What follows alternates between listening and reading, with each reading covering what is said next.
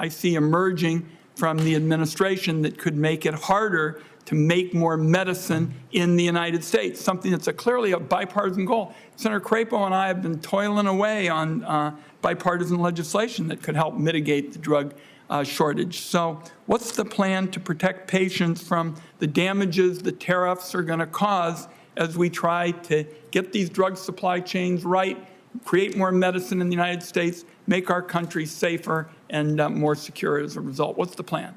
And Senator, I agree with you that we need to reshore a lot of these supply chains for pharmaceuticals, and we want to do it in a way that's affordable. My expectation at a minimum is that the Trump administration is also simultaneously with robust trade policy, they'll be implementing tax policy, energy policy, regulatory policy, the kinds of policies that led to incredible economic growth in the first Trump term, when we also had a very strong trade policy that included tariffs. We got a lot to do in terms of getting a lead in medicine, and I don't think your tariffs are going to get us there. They're going to set us back. We'll have further conversations. Thank you, Mr. Chairman. Thank you. Senator Bennett. Thank you, Mr. Chairman, and thank you. I want to thank the ranking member for raising the issue of $9 eggs. I think that's a very, very important one. And Mr. Greer, thank you for being here, and I want to welcome your family as well for being here. They're a lot better dressed than my family would be if they were here. I wanted to ask you a question in your opening statement, and I have two questions, so please don't filibuster the answer to this one, because I know it would be actually easy to fill the time because I know you believe in it.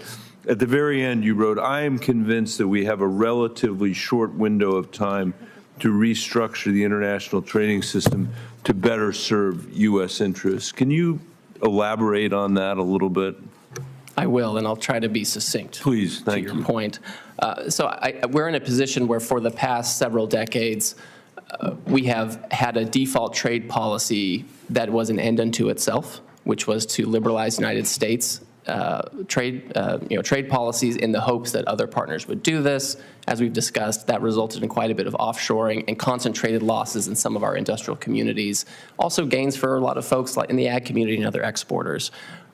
And then we had bodies like the World Trade Organization presumed to, exercise sovereignty or authority over our trade laws and limit our ability to do that. I think going forward, we need to restructure this. We need to have a pragmatic trade policy where we're looking, sometimes sector by sector, sometimes economy-wide, often on a bilateral basis. How can we have very competitive terms of trade between us and the rest of the world? How can we emphasize our areas of competitiveness, technology, agricultural, advanced manufacturing, and be able to take advantage of that in a very particular way, as opposed to just having a default trade policy of let's liberalize everything and see where the chips fall? I think also that we had a good conversation when you came by the office, which I appreciated. And I think that you agree that we can't tariff our way to prosperity, that there are other policies that we need to pursue to drive American growth, to protect our national security, and that we need to approach domestic and international politics in a strategic way. Trade is part of that, but we have other business to conduct around the world and here also. For me, this includes supporting American manufacturing, pursuing trade policies at the same time that we're doing that we're serving the farmers and the ranchers that you grew up with and the workers throughout our state, and reducing our dependence on China, which I think is something that there's bipartisan support for here. I believe we can do that by investing in the Western Hemisphere, which has been ignored, I think, by administrations on both sides of the aisle. That's why Senator Cassidy and I are leading the Americas Act, which I mentioned when we were meeting in my office. This would bring critical supply chains back to our hemisphere, counter China's economic coercion of our neighbors, which is going on as we speak today in our own hemisphere, and create pathways to economic security that reduce illegal migration, I think, in the hemisphere. So in that context, I would ask you, if you are aware of the Americas Act, if you're thinking about ways in which in our region we'd be able to extend existing agreements or work with Congress to deepen our cooperation and our integration with our neighbors. This is something that people at home readily understand when they are asking the question, how can a country of 330 million people compete with India with 1.4 billion people, compete effectively with China, which has 1.3 billion people? You know, we obviously don't have those numbers. We've got a lot going for us: innovation, commitment to the rule of law, a lack of corruption, the most dynamic economy in the world. We've got some big problems: income inequality and a lack of economic mobility. I think working in a strategic way with our neighbors is one of the answers to that, and I wonder if you could give me your views on that. Well, certainly. I have reviewed the Americas Act, and one thing of interest in the trade policy that was put out by the Trump administration a couple of weeks ago, it mentioned the need for USTR, it directed USTR to review our existing trade agreements to see if they can be improved in a way that improves the terms of trade for the United States. So I think there's room for a conversation on the types of issues you're talking about. We're always going to have international trade, and we want it to be strong, we want it to be resilient, we want it to be with countries that agree with us and are going to play by rules. So I think there's room to talk about how to take those kinds of actions and initiatives. Thank you, Mr. Chairman. Thank you, Senator Cornyn. Mr. Greer, congratulations on your nomination. And back in, I think it was during the Clinton administration when China was admitted to the World Trade Organization. Is that your recollection as well? It was the tail end of the Clinton administration, and I think President Bush signed the paper. And the premise of that was that somehow China would become part of the rules-based international order. But the fact of the matter is China cheats, China steals our intellectual property, and they don't recognize a rules-based international order. Do you know off the top of your head what sort of tariffs that China imposes on imports into their country? I do, Senator. So when it comes to tariff rates, their overall applied tariff rate on average is 7.5%. On ag products, it's 14%. But we know that this does not capture the full extent of the non-trade barriers and regulatory hurdles that they impose on our exports. And they subsidize a lot of their government-owned enterprises, correct? That's exactly right, sir. And it makes it very difficult for anyone else to compete, and it results in enormous overcapacity that floods global markets and our own markets. It's something that has been a huge factor in the deindustrialization of the United States, which we need to reverse. Absolutely. Well, I think President Trump was the president who first raised this issue in a very dramatic sort of way, and I think he's exactly right to insist upon reciprocity as a principle. Do you agree that reciprocity ought to be the basic principle that drives our trade policy? So Senator, and I know you've been a leader on this issue with respect to investment flows as well with China, and you watch this very closely, so I appreciate your insights here. I think that with China, you know, reciprocity is one word we can use, right? But I also don't want them to fall into a trap where they say, oh, well, we'll have a 0% tariff on you, and they have other kinds of barriers. So I don't want that word to be misconstrued by the Chinese or anybody else. But I think we do have to have a balanced relationship. I think the United States has always been willing to have a balanced relationship with China, but there's Chinese agency in this matter, and they need to decide how open they want to be to us.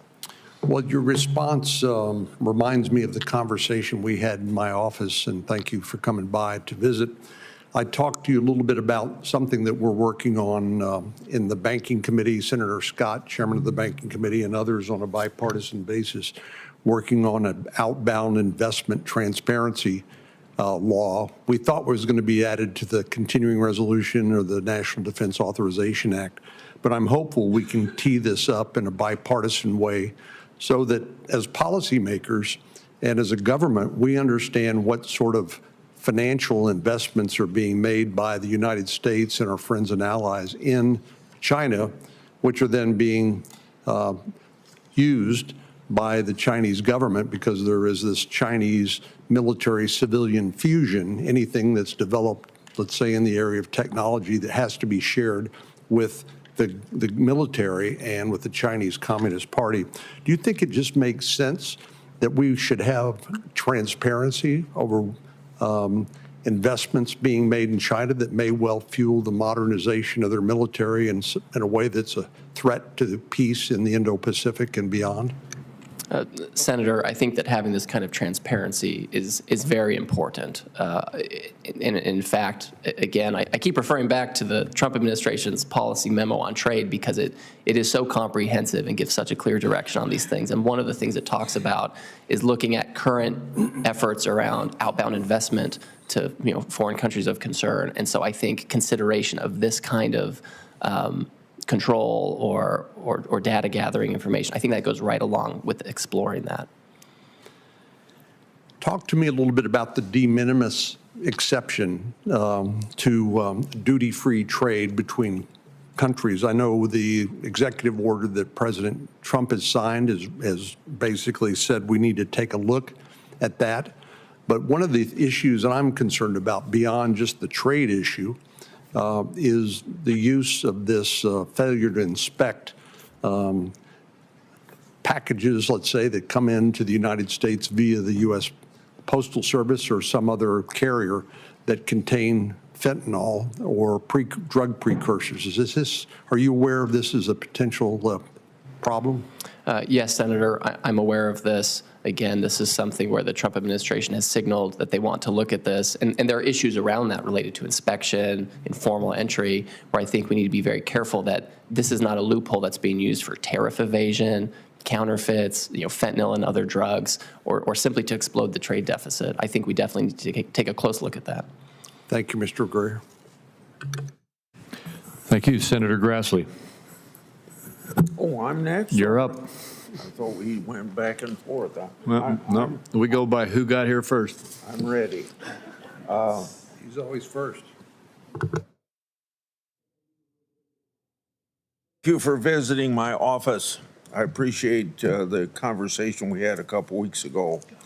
Now that you and Mr. Lutnick have been nominees for several weeks, I'd like to know exactly how much authority do you have on trade matters relative to Mr. Lutnick and other cabinet members?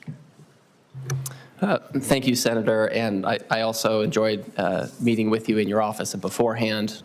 Since I'm an honorary constituent, my wife is from Dubuque, Iowa. So thank you.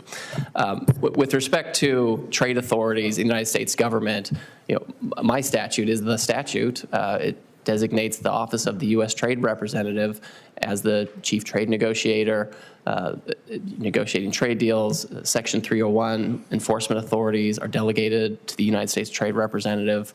Obviously, the Secretary of Commerce has his own trade authorities over trade remedy laws, export controls. The Treasury Secretary often has sanctions through IEEPA.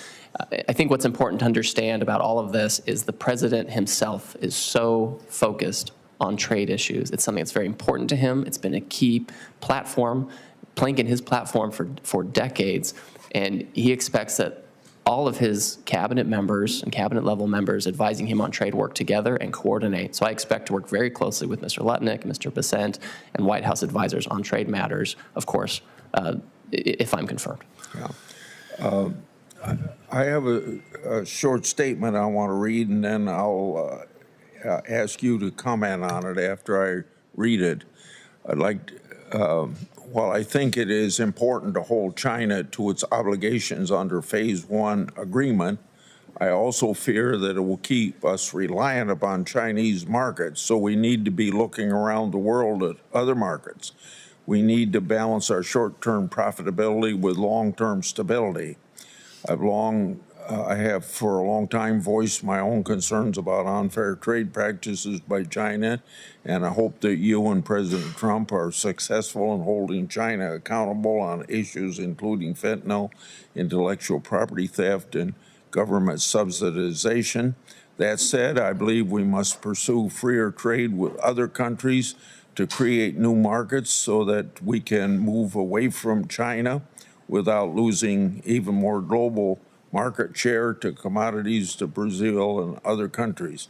The free trade agreements that were negotiated under George W. Bush have resulted in large trade surpluses in key industries like agriculture and manufacturing.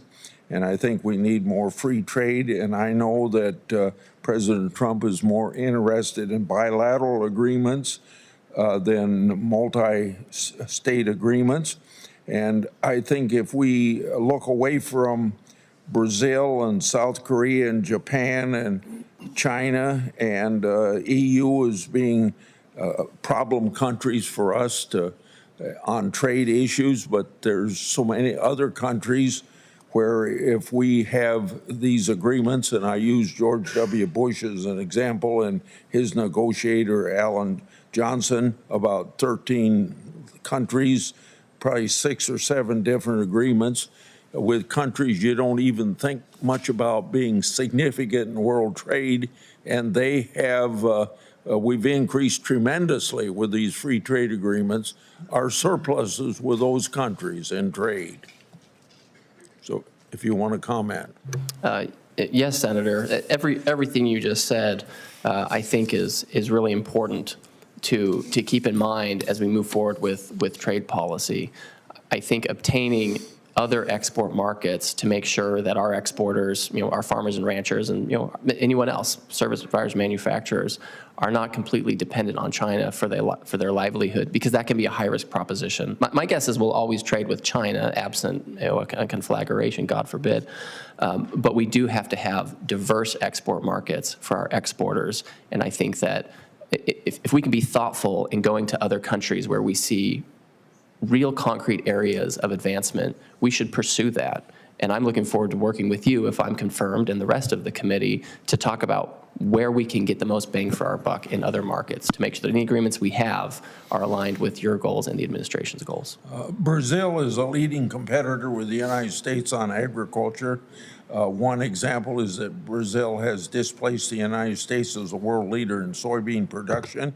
Another issue with Brazil that I brought up with your predecessor, Ms. Tai, is drastically unfair advantage Brazil has on ethanol. U.S. exports face a 18% tariff on ethanol going to Brazil. However, Brazilian ethanol comes here nearly duty-free.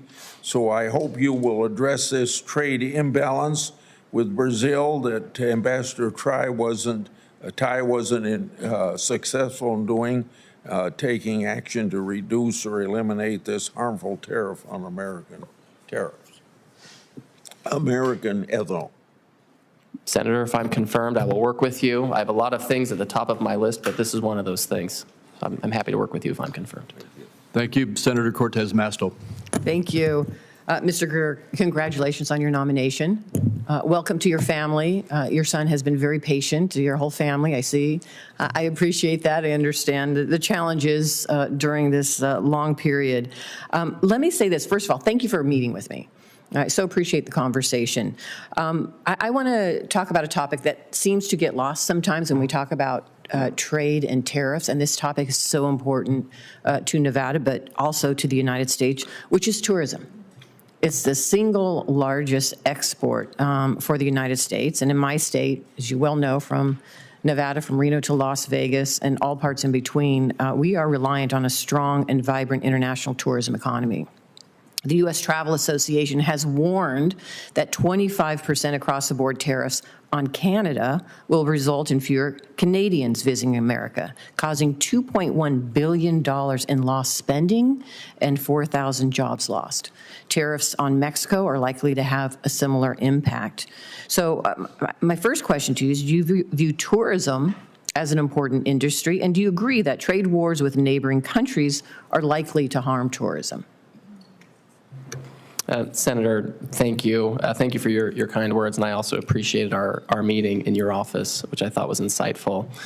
With respect to tourism, 100%. This is an important export for the United States, and this is why we have tourism promotion agencies at states and other things like that. It's critical, and I know particularly for your state.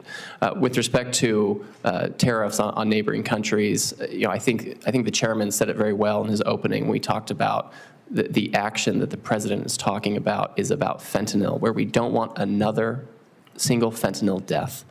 a kilogram of fentanyl can kill 50,000 people by some calculations, and we can't have that, and we need to come to an agreement on that. And luckily, Mexico and Canada, from the outside looking in, it appears they've come to do that. Obviously, where a tariff is concerned, I naturally have equities. The Finance Committee naturally has equities, so I would want to be involved and come brief the committee on those issues when they come to a front, because I know it's important to you. I know it's important to your state. Well, let me just talk about the practical impacts here, because various administration officials, including Secretary Vicente, when he testified before this committee, stated that broad tariffs will cause the currency to appreciate. And let me just say, as it appreciates, it makes it more expensive to travel to the United States. That has an impact on travel and tourism. And so I'm hoping that you're taking that into consideration. Listen, I don't know anybody in this room or any of my colleagues that doesn't want to fight the war on fentanyl. It's impacting all of our communities. And there's a way to go about it. And I believe this war on fentanyl existed during the first administration of Donald Trump, and he didn't take this action.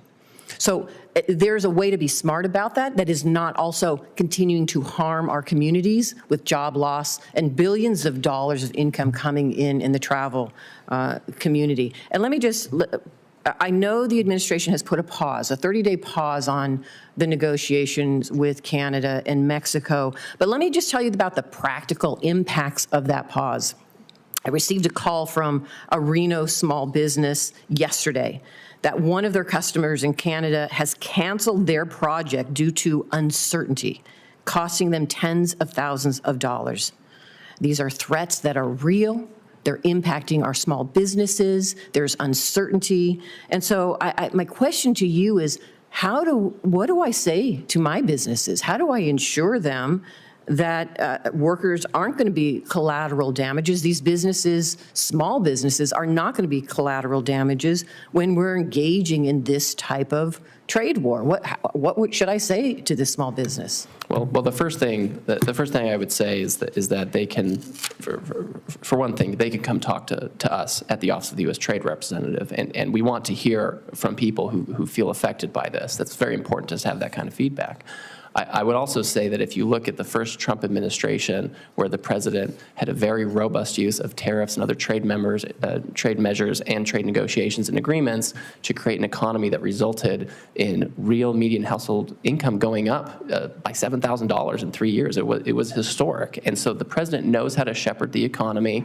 He knows how to balance these things. And I think that we need to stay the course when it comes to fentanyl, when it comes to redoing trade policy, so we can all grow together. I just have to tell them, you're just going to be, unfortunately, a victim of the trade war.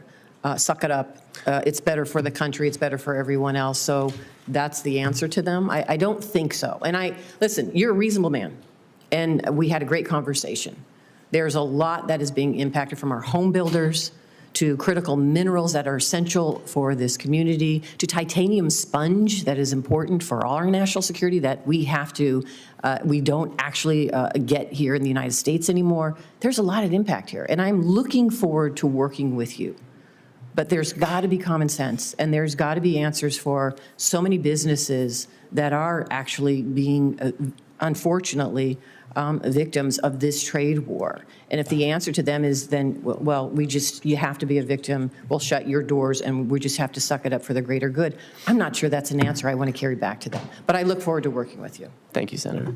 Thank you. Senator Lankford, are you ready? You bet. Mr. Chairman, thank you. Mr. Greer, thanks for stepping into the fray on this. There's a lot to be done. As you would see, the last 4 years, there's been very little done, and this committee on a bipartisan basis has been incredibly frustrated with just the lack of a phone call coming in to say how we're cooperating together to figure out how we're going to do trade policy and how we're going to do the next place. And as you've heard several of my colleagues already say, a lot of us have ag producers that have a great product the whole world wants to buy, and USTR has not been helping us find new markets to be able to do that. So we're counting on you to be able to do that. If you can't do that, we're going to ask your son to step in and take over and to be able to take that on, because clearly everybody looks well prepared in your whole family. So I'm glad everybody's here. So let me ask this. When you step in to this role, there are several things we've already talked about, one of them being the Abraham Accords. The Abraham Accords countries are still asking the same question. What's the benefit of being here? And one of those things should be trade. One of those things that can be done is how do we trade better? How do we form better trade agreements? And so the next country that wants to join the Abraham Accords knows if you join, here's the benefit of joining this club. How do you start developing some of those things to be able to make sure that that can be done? Thank you, Senator. And I know that this is an issue that's important to you, and we had a good introductory conversation about it in your office. Yeah. One thing that's interesting about some of those countries, we have existing trade agreements with Jordan and Morocco, for example. Right. And so we know there's a pathway to have good trade relations with these folks as well. Again, I'd go back to some of the discussions I had earlier with I think with Senator Bennett, where the president has directed, let's look at existing trade agreements and let's look at markets where trade agreements might be helpful, and let's do it in a way that's coordinated and pragmatic. And so I think that if this committee and you believe that we should be looking at some of potential Abraham Accords members as areas where economic growth can happen for Americans and American workers in a good way, then we should talk about that. Okay. Well, the focus is there on good foreign policy for us and good for Americans as well. And establishing peaceful relationships across the country allows us to have better trade agreements and better economic activity on it. So we want to continue to be able to drive that messaging home. China's been dumping product. You and I talked about this a little bit in the office as well. I appreciate that.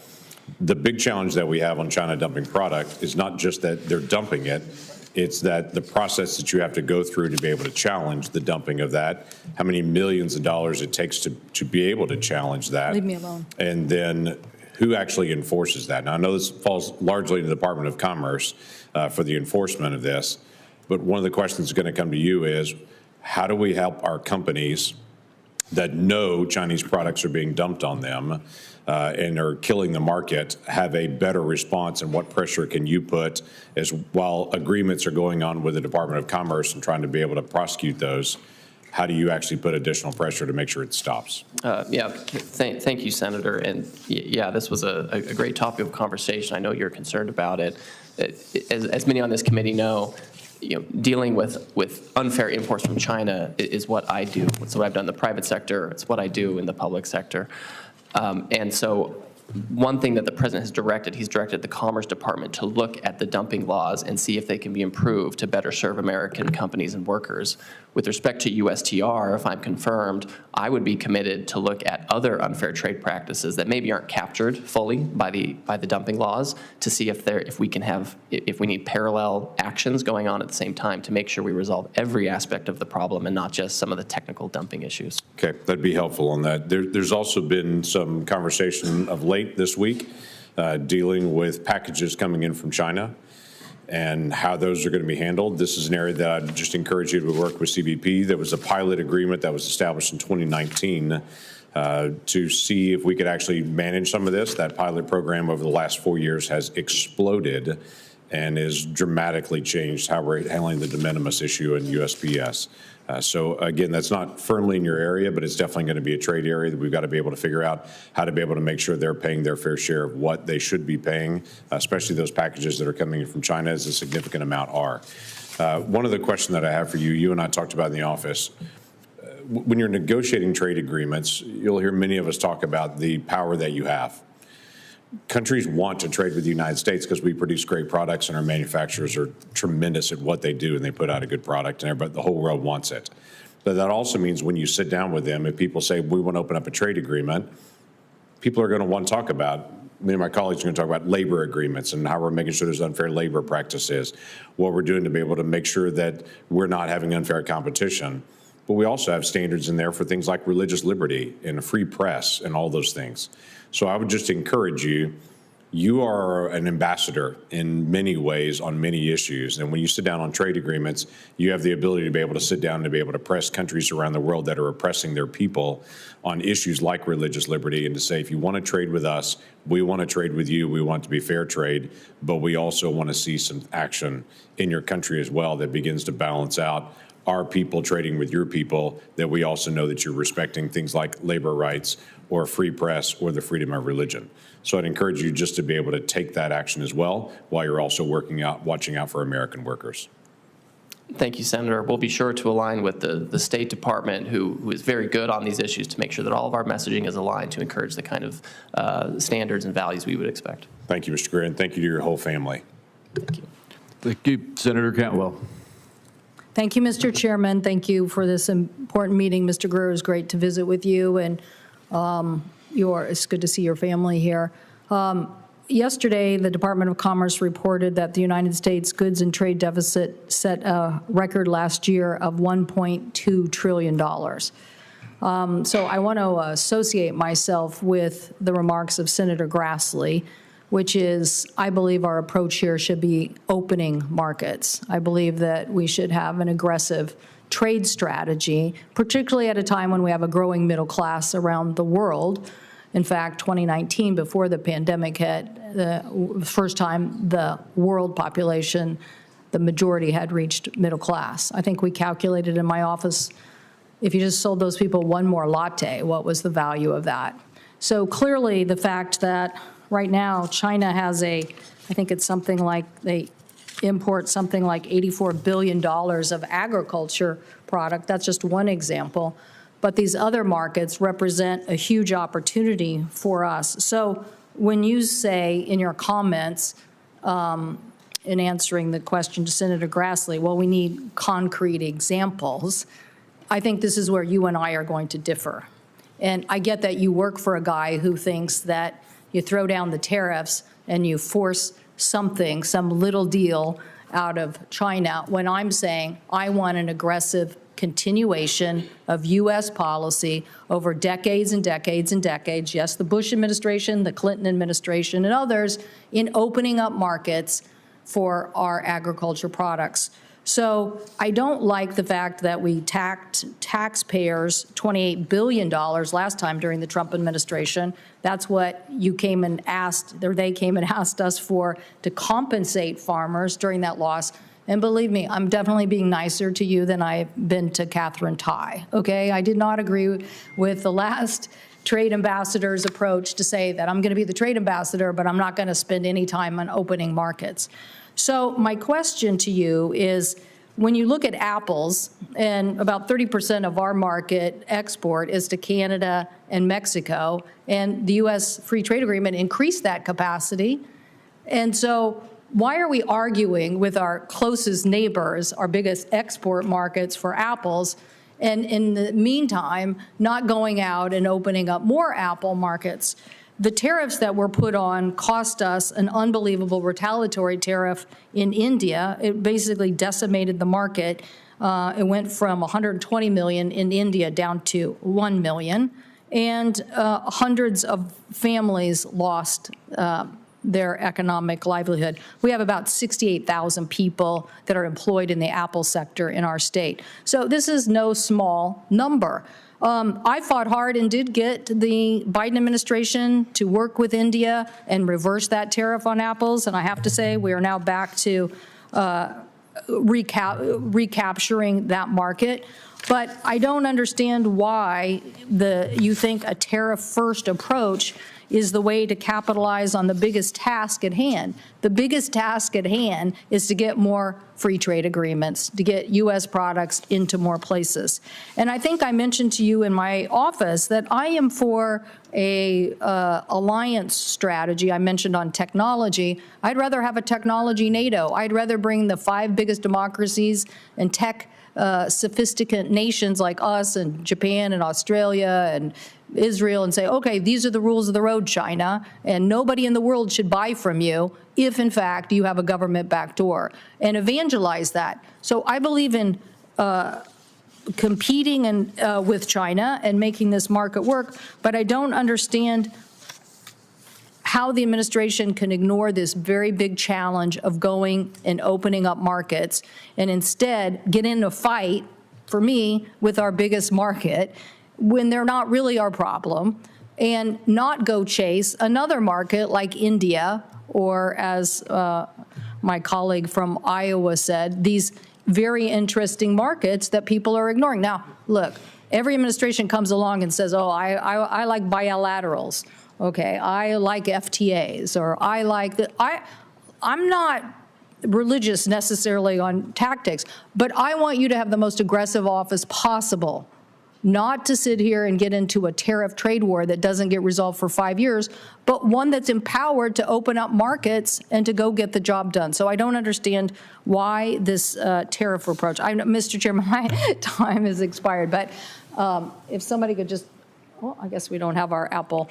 I have to fight for these people. I think I mentioned to you, in this tariff war, when we lose, it's not that you won't have farmland. It's just that it'll be owned by some corporation like Goldman Sachs or Bill Gates or somebody else. But those farm jobs, as we saw with this retaliatory tariffs as a result of the Trump tariffs, did cost families, and we can't afford it, and we can't bail them out with taxpayer dollars. Thank you, Mr. Chairman. Thank you. Senator Daines. Chairman, thank you. Mr. Greer, it's good to see you here again. Thank you for your commitment to service. You've seen really the history of your life as one of serving our country. I'm grateful to you and your family in that regard. President Trump has certainly laid out an ambitious trade agenda. He's taken serious action this week to secure American interests. I share his view that the United States should use every tool at our disposal to secure our borders, to stop the flow of dangerous drugs into our communities, and to open new markets around the globe. I applaud the quick work done by President Trump to ensure that Mexico and Canada are doing their part.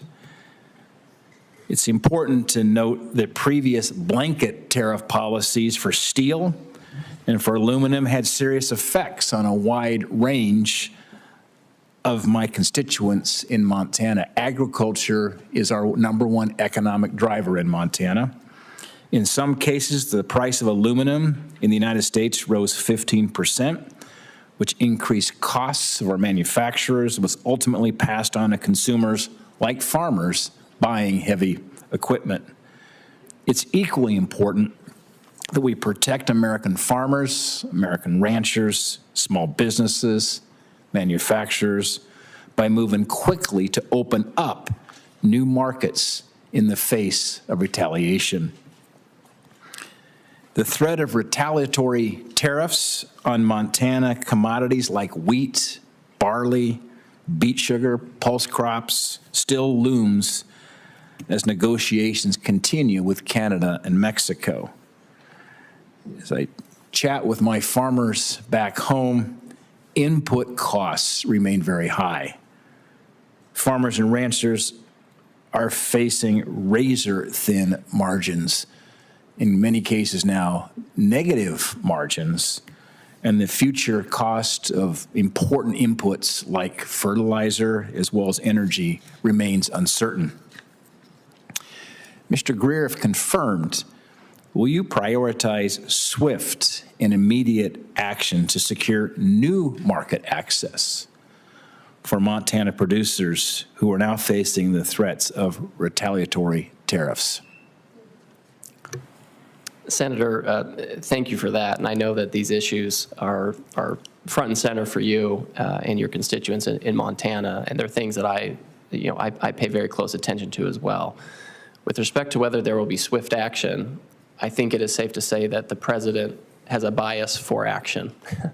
And I am going to do my best to keep up with him so I can open up the markets, so I can report back to him, if I'm confirmed, I'm able to do this, that we're opening markets, we're giving Montana cattle ranchers and other farmers and growers opportunities in a lot of markets to expand their market access, to give them better growth from year to year. I know these are razor-thin margins. I know every year the farmers and ranchers have to think about how they're going to make their money that year, given the input costs, et cetera.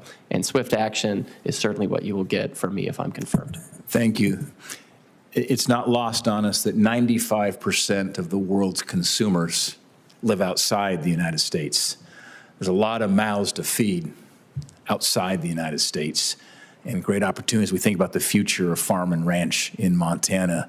A lot of that will depend on access to the 95% of consumers who live outside the United States. The Biden administration, sadly, and I remember having these confirmation hearings with the former USTR, They pursued a very unambitious trade agenda that created a vacuum that allowed countries to fill the void left because of our absence. Well, they were asleep at the wheel. Other countries were negotiating trade agreements that resulted in America falling behind. From beef exports to China, wheat to Japan, pulse crops to India, Montana ag has benefited greatly from some of these trade agreements in the Pacific. I remember being in China working with the Chinese leadership to remove a 14-year ban on U.S. beef imports. It's now one of the largest beef markets in the world. We must not forget, despite all the challenges we face with China today, that it is the second largest consumer market in the world.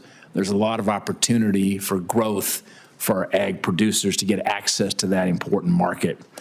We must continue to engage our farmers and ranchers on equal footing with the rest of the world. My final question, Mr. Greer, how will you ensure that China honors its commitments from that phase one trade deal? In fact, Senator Perdue then and myself went to Beijing, sat across the table from Liu He back in late 2019 to complete that phase one deal for President Trump. But how do we make sure those commitments made in that phase one deal for U.S. ag products increase access to that important market and again ensure that our producers are on a level playing field?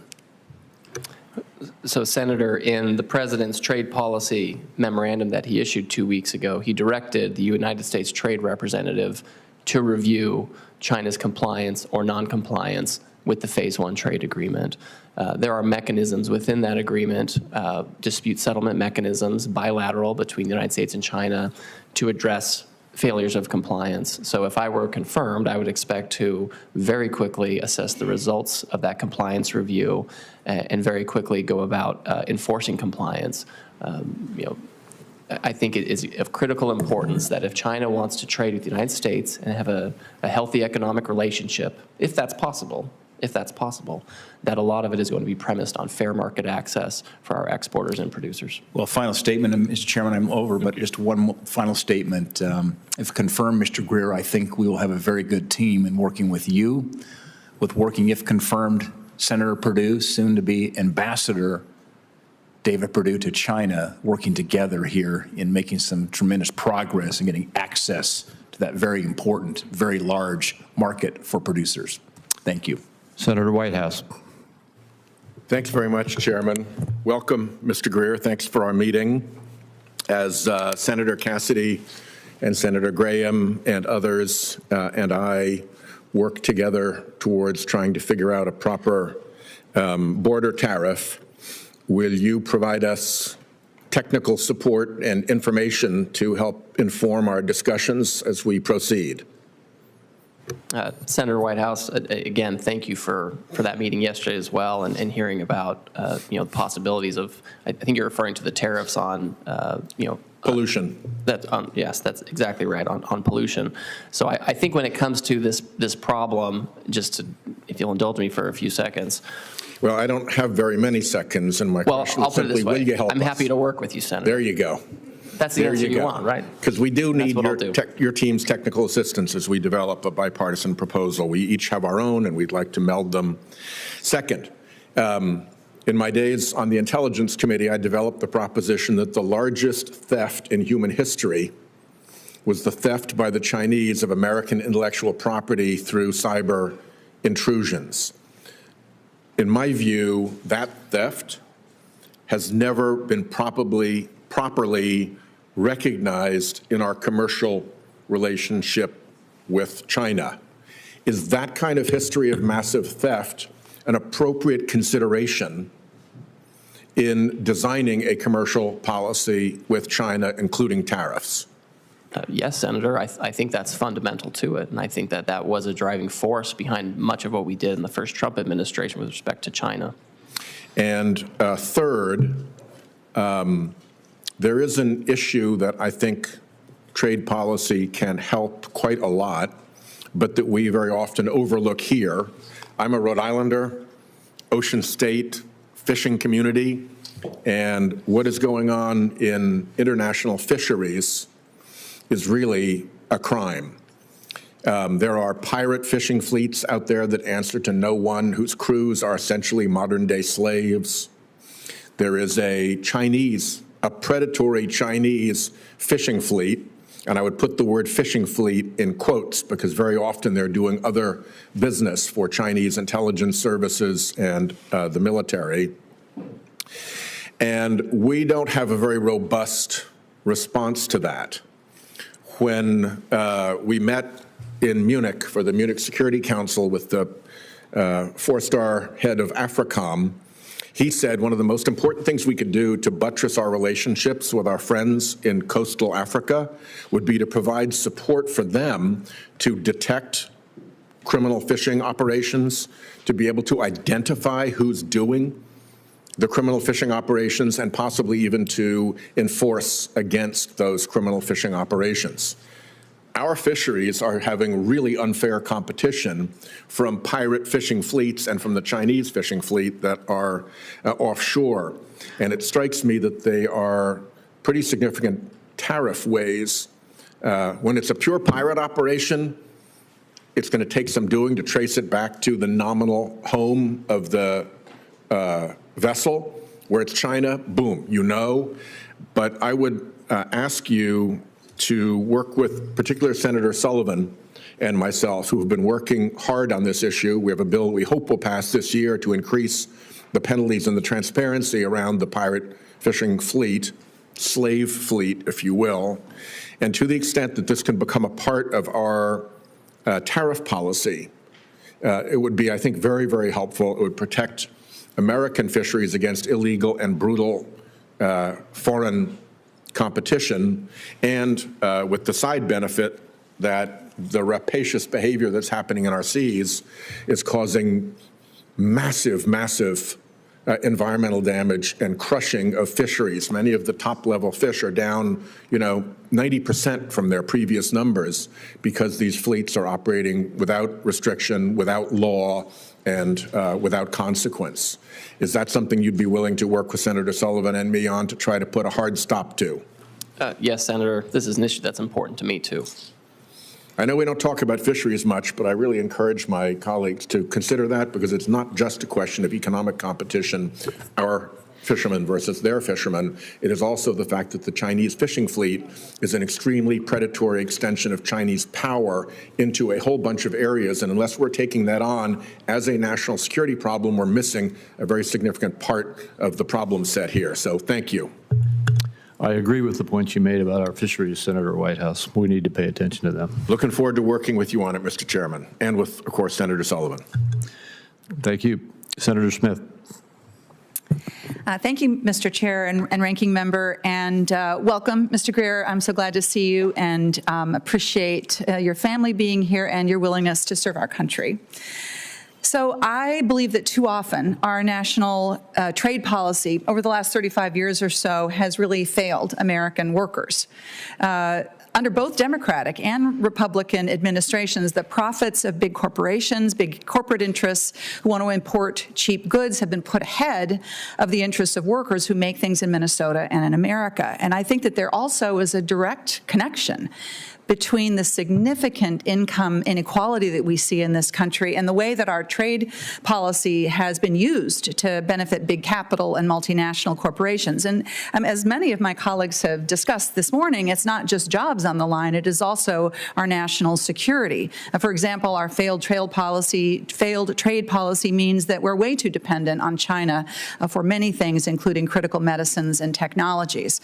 So let me ask you, the role of the U.S. Trade Representative is a balancing act. If you're confirmed, you would be responsible for forging new trade deals, for maintaining existing export markets, protecting domestic producers from unfair foreign competition, and also making sure that other countries comply with existing trade deals. Did I capture that correctly, do you think? I think that's right, Senator, yes. And would you agree that part of the balance that we need to strike is that our trade policy doesn't end up pitting American manufacturers against American farmers and vice versa? Yes, I agree 100% with that. So in order to strike this balance, as U.S. Trade Representative, you're going to have several tools at your disposal. For example, let's take an example of a factory in Mexico that is illegally suppressing wages and gaining an unfair advantage over U.S. facilities and workers in the process. You could deploy the USMCA's rapid response labor mechanism to get at that problem. Would you agree with that? Yes, Senator, that's correct. And if a foreign country is engaging in unfair trade practices, you can investigate that, and you could impose Section 301 tariffs, for example, on products like, for example, steel. President Trump did this in his first term on some Chinese imports, and President Biden, I think, expanded that with respect to EVs and other critical goods, which I supported on both the Trump administration and the Biden administration. Have I captured that, do you think? This is not leading to a trick question, so don't worry. No, you have captured it, yes. I want to go through this because I do think that we can find common ground when you and the Trump administration is standing up for Minnesota workers and Minnesota farmers and American producers. And I think that we could work together, for example, on taking on China's cheating when it comes to trade. You can hear this as an issue on both sides of the aisle here. But if the Trump administration is going to be taking reckless steps, such as the president's blanket tariffs on our close allies in Canada and Mexico, I mean, I'm going to fight that because I don't think that that is going to be good for American workers. I think it's going to end up hurting American workers. So let me ask you how this sort of pans out in real time.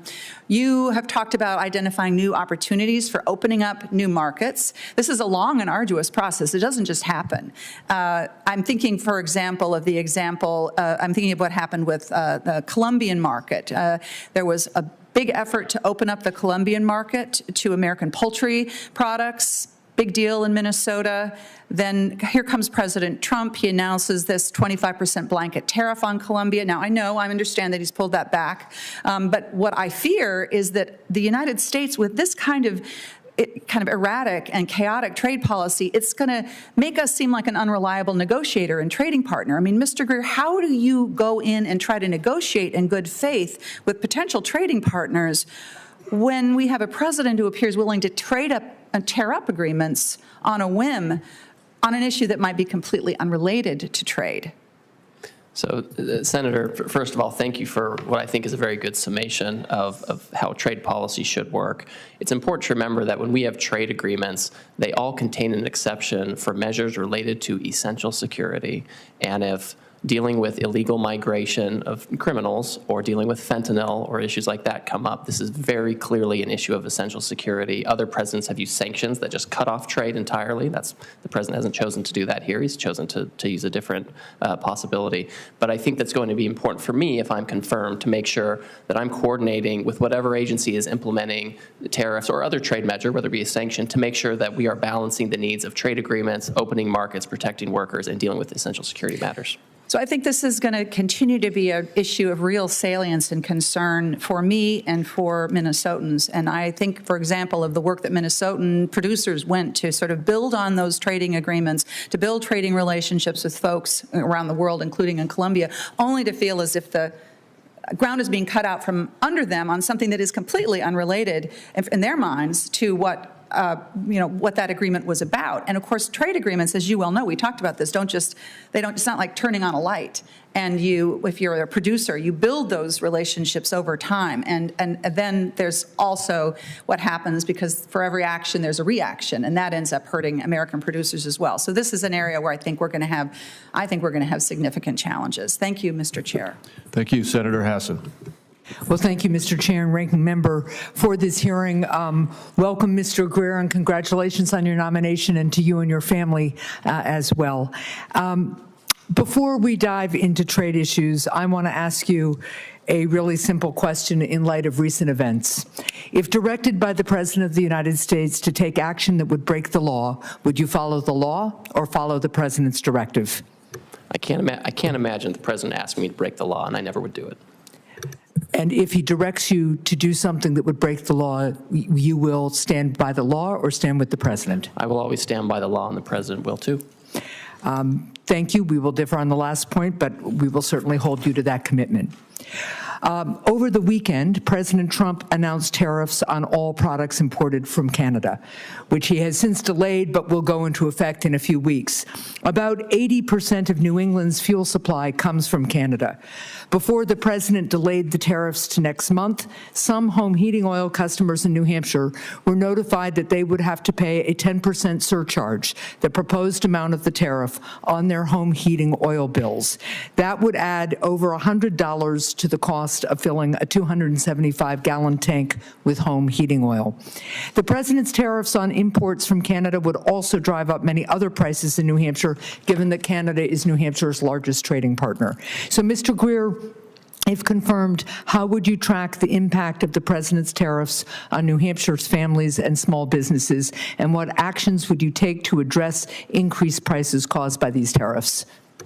So, Senator, thank you for that question. And that's certainly something that I expect, if confirmed, not only the Office of the U.S. Trade Representative, but the Council on Economic Advisors and others would be looking closely at the economic effects of any measures taken to secure the national security of the United States. These are things where, it's hard to do this. How do we balance the cost of lives lost to fentanyl against other potential costs? And I know that's not what you're asking, but I need to watch this. You do not have to talk to me about lives lost from fentanyl. I was governor of New Hampshire for 4 years. Right. I've been on the forefront of combating fentanyl in this body and in New Hampshire for a decade now, and we're actually making some progress, by the way, that was threatened by the OMB order that froze critical grants that were appropriated by this Article I body of the United States Constitution. But look, what I have heard from my customers, some of whom voted for Mr. Trump because he promised them their essential costs would come down, they are getting this document from Irving Oil Company that is telling them that their home heating oil expense will go up by the amount of the tariff. And when we talked in my office, you said you didn't expect that to happen. Well, it is happening. At the same time, by the way, the OMB order threatened home heating assistance to people. It was minus 20 degrees in Berlin, New Hampshire on Sunday.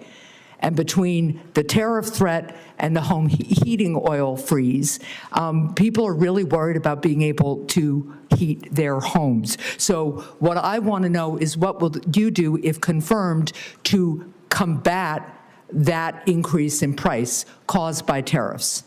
Well, first of all, I think it's important to note that when the president put out those executive orders related to tariffs on potential tariffs on Canada and Mexico, they were for 25%, but there was, explicitly they said it would just be 10% on energy.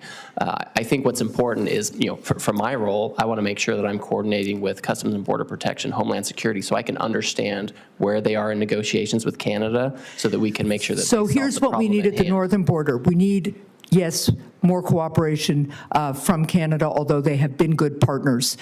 We need a lot more border personnel from the United States government, and we need to take some other quick actions. But let me just remind you that $100 more for a family to fill their heating tank is a significant cost and may cause some real harm. And there are other ways to combat the security issues than you're talking about, than making people who are hardly making it through the winter pay $100 more for each tank of oil. Now let's turn to another issue. When we met in December, we discussed creating a hotline at the Office of the U.S. Trade Representative for small businesses to call to help navigate increased prices from tariffs. This hotline would also help small businesses navigate any exclusion process set up by the administration. It's critical for the New Hampshire small businesses that any exclusion process be fair, transparent, and nonpartisan. Will you commit to working with me to create this small business hotline at USTR? I will, yes, Senator. Thank you. I see my time is up. I'll submit my remaining question on outcompeting China, something I've worked on with Senator Cassidy, for the record. Thank you. Thank you. Senator Lujan. Thank you, Mr. Chairman, and to our ranking member for holding this hearing today.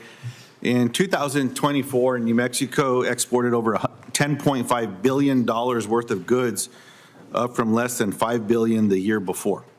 Over 60% of those exports last year went to Mexico and were worth over $6.5 billion. Mr. Greer, I appreciated our conversation yesterday about your priorities and thoughts regarding the United States Trade Representative Ambassador's role in directing trade policy in this country and its impact on our economy and American workers. As you know, the 2026 USMCA review is approaching, and President Trump has threatened tariffs on Mexico. What specific changes to the agreement would you advocate for? Thank you, Senator. And I also appreciated our conversation yesterday in your office. And I know that being a border state, that gives you unique insight into our relationship with Mexico, which, as you also acknowledged, is complex, across not just trade, but security, foreign policy, et cetera. As we enter into this process of taking a second look at USMCA, which again was built into the process deliberately by the administration and Congress to make sure that the agreement remains relevant and beneficial to Americans, I think we need to look closely at things like the rules of origin to make sure that third countries or foreign countries of concern are not inadvertently or deliberately benefiting or free riding on the agreement at the expense of America and our trading partners. I want to make sure that the type of market access we've secured in Canada and Mexico are things that are actually acted upon. We all know we have issues with Canada dairy, corn into Mexico. We have issues with energy in Mexico. These are things where our trading partners need to be held accountable, and it's important for the political and economic sustainability of that agreement and our trade relationships with Canada and Mexico that these issues be addressed and be addressed in a timely way. Are there any specific changes that you could name today, Mr. Greer, former Chief of Staff, USTR, under the previous Trump administration? You were instrumental in the drafting and negotiating of these documents. You're one of the few people that has intimate knowledge about these documents, maybe most well-versed. Are there any changes that you would point to that you would change? Yes, I certainly would. I think I would want to, I mentioned the rules of origin. I think we should look at the rules of origin for automobiles and aerospace and other things. And I think we need to look and see if we need to have any kind of restriction on, content or value added from foreign countries of concern or non-market economies, countries that benefit from unfair trading practices or subsidies, and somehow get their content into goods that are going across the border, and they benefit from the agreement without taking any obligations. And so I think it would be worthwhile for us to look, working with the unions, working with industry, working with our exporters, to see what we can do to make sure that the agreement benefits American workers and American businesses as opposed to businesses and workers in third countries. Would you protect or change the language surrounding the clauses in the trade agreement to workers as it's currently drafted? We worked closely in the first Trump administration with labor to develop what I think is the most ambitious labor chapter in any agreement. Senator Wyden, he helped develop a lot of that language, including the rapid response mechanism. So Mr. Greer, as my time is going to expire, would you protect that language? I would certainly protect it and see if we can improve it. I appreciate that. Now, given that Mexico is New Mexico's largest trade partner, how will you ensure that increased tariffs do not disrupt my state's economy? So something that's very important to look at, and again, we have history on this in the first Trump term, where we had a very aggressive and robust trade policy, where inflation actually went down over time, unemployment went down, and so as we're implementing, if I'm confirmed, I'm able to help implement a robust and pragmatic trade policy. At the same time, the administration is going to be implementing pragmatic energy policy, competitive tax policy, regulatory policy, permitting policy, and all of these things need to work together to result in growth across all demographics, which is something we achieved in the first Trump administration, and we can do it again. Not to oversimplify, but trickle-down economics will help my state because of the president's approach to the economy if these tariffs are enacted? Oh, Senator, I don't believe at all that it's trickled down. These are the kinds of, whether it's tariffs or market opening, these are benefits that go directly to workers who are working on the line in factory, or people who are working at a farm and are going to export this. This is broad-based growth. This is how it happened in the first Trump term. There was broad wage and income growth across demographics, and I think that's the kind of growth that we want to have. Mr. Greer, can I get your commitment that if these tariffs negatively impact the businesses in New Mexico, that I have your word to get that corrected? Well, Senator, I want to hear from you on what those impacts are and what we can do to make sure that they are able to benefit from the growth. I believe your word to be good. Do I have your word that I can count on you to make sure that New Mexico's businesses don't get hurt by these threatened tariffs? Senator, I want to make sure that they don't. I can't guarantee economic outcomes, but we can create incentives that are designed to benefit workers and the businesses they work for. And I want to work with you to promote that and pursue that. We can't, I can't guarantee everything the market's going to do or that wages do, but we can do what we can to make sure it's broad-based growth. I yield back, Mr. Chairman. Thank you. Senator Blackburn. Thank you, Mr. Chairman. And Mr. Greer, I'm delighted to know you have such strong Tennessee roots and how appropriate that your family hails from Trade Tennessee. We think that's a pretty good motto. And we need to get you back in the state, let you see our world-class logistics in Memphis, and meet some of these wonderful manufacturers that we have in the state. Trade is important to us in Tennessee. Last year, we had about $62 billion in goods and in manufacturing plants with over 360,000 workers. And of course, this is automobiles, it is appliances, and it's good old Tennessee whiskey. And that, of course, being a primary export from our state. But Tennessee is one of those states that is a manufacturing powerhouse. And because of this, the inputs are important. And right now, I've got 2 bipartisan bills over in Commerce Committee that deal with supply chains and strengthening those supply chains, because those key components, whether it's specialty metals or minerals or active pharmaceutical ingredients, all of this in advanced manufacturing is vital to us. And knowing that these inputs are going to come from trusted sources, that they are going to come from our allies and allow us to return to domestic manufacturing is something that is important. So what I'd like to hear from you is what steps you will take to strengthen these supply chains for us, for these domestic manufacturers, and make certain they can get what they need without having to necessarily deal with China. Thank you, Senator. And it was great to meet with you in your office, and you've been a consistent supporter for me, and I just really appreciate that. Sure. That means a lot to me. And you're fortunate in Tennessee to have a really dynamic economy, and I think a lot of the country can learn a lot by looking at Tennessee, because you manufacture, you have ag, you have IP, you have all these things that are really lead to robust growth. And so I think when you talk about supply chains, I think that's really important.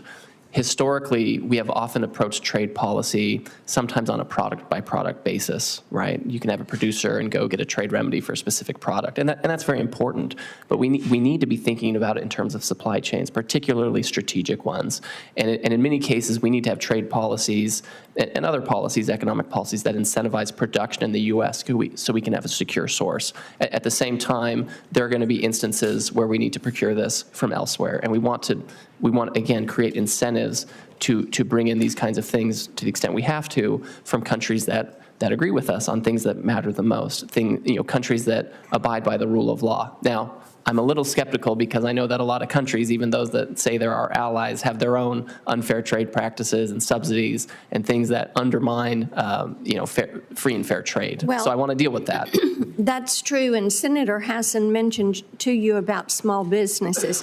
We have small business distributors that can only get things from a certain country. And there needs to be that carve out or that recognition. You take something like tequila for a distributor in Tennessee. There's only one place they're going to get that. Likewise, you mentioned ag, and we have 70,000 farms in the state. 90% of those are independent. They are not corporate farms. And China had agreed to purchase $200 billion. You're very well aware of that. That was part of the Phase 1 deal. You were a part of that. China is not living up to buying the soy and the cotton and the things that were included in that deal for Tennessee farmers. And we would like to have your attention on that. Senator, my attention will be on that if I'm confirmed. The President has already directed the Office of the U.S. Trade Representative to review that agreement to assess areas of noncompliance. Okay. And before my time runs out, digital trade is vitally important to us. You mentioned IP protections, and for many of our innovators, our entertainers, having this presence in digital trade and making certain that we are not weakening our position on the global stage or hurting Tennessee businesses that transact in that virtual space. That will be important. And my time is up, but I would like for you to submit to me what we can do, what you will do to recoup that digital trade and protect that IP. And I thank you. Yield back, Mr. Chairman. Thank you, Senator. Thank you. Senator Welch. Pardon me. Thank you very much, Mr. Chairman, and welcome. You are being considered for one of the most important jobs that affects our economy, as you know. You have a lot of experience in the work you've done. My view is that trade policy has failed the average American. We've exported jobs in return for importing cheap goods, and it's hollowed out a lot of communities. It's something that President Trump did talk about. So the first thing I want to ask you is, how do you see and what are the specific agreements you'll be working on when you take office? Thank you, Senator, and I appreciate your sentiments on trade policy, and I really enjoyed our conversation. You know, right out the gate, I expect that we will be taking a second look at the USMCA. It's something that's mandated by the agreement, and as part of that review, I'm supposed to go to the public and get their views. I'm supposed to go to Congress and talk to you about your reviews. At the moment, what's your assessment of how that has worked out? That was, of course, negotiated during the Trump administration. Sure. So in some areas, it has driven, for example, expanded automotive production in North America and the United States, which is beneficial. I know that the Biden administration has taken steps to look at labor conditions in Mexico, and I know that a lot of our ag community was very happy to get secure continued and in some cases expanded ag market access. But there are problems too. What role do you see tariffs playing in our trade policy? So with respect to tariffs and trade policy, we need to create incentives to produce in America, and we need to create incentives to get market access overseas. Our average tariff rate in the United States is 3.5%, which is substantially lower than many markets. And so we've lost a lot of it. You've answered my question. So you see tariffs as a tool for market access and for onshoring jobs here. Exactly. It can be used as a tool for revenue. It can be used as a tool. Well, wait, that's what that's a whole new thing. I mean, what your job is trade policy, and if what we're talking about is tariffs for revenue, would you agree with me that that's a tax? That's raising. That's the tariffs are ultimately paid by the consumers. Well, taxes, Senator, are an assessment on foreign goods, on the value of foreign goods made by foreign workers in foreign countries, and then that exporter has to decide how they're going to allocate. I want to stop here a minute, because when you're using your responsibility on trade policy, I get that. But if a tariff is being used essentially as a negotiating tool on a one-off situation, as these recent tariffs on Mexico and Canada were, that's a tax, and it's beyond trade policy. It's the president trying to use that power for leverage. Do you think that the proper use of the congressionally extended authority to the president in national emergencies to impose tariffs apply to a national emergency that we have with Canada? Yes. Okay, I don't. Do you think that there should be a heads up to an ally like Canada that we're contemplating doing something that's going to have a big impact on the USMCA, where we negotiated that in good faith, and by and large, all parties are in compliance? Certainly. And in this instance, the president talked about this, I think, in late November, and talked about it for several months. You know, we've been hearing, I'm with Senator Hassan, this has a huge impact on Vermont.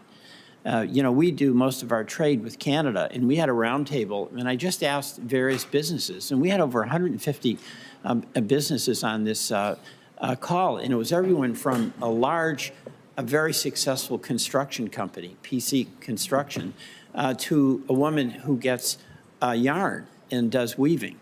and organic farmers. Every one of these people was just stunned at the implications that these out-of-the-blue threats of tariffs were going to have on their businesses.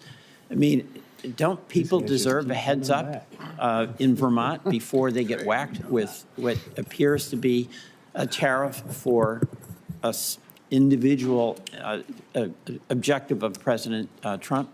So Senator, the president was very transparent about this for several months, that he was contemplating doing this specifically because of the fentanyl and illegal migration issues. And so I think it is very important for people to understand what might be coming, especially when the president's going to use his congressionally delegated responsibilities to execute the laws. No, I appreciate you and your candor, but Mr.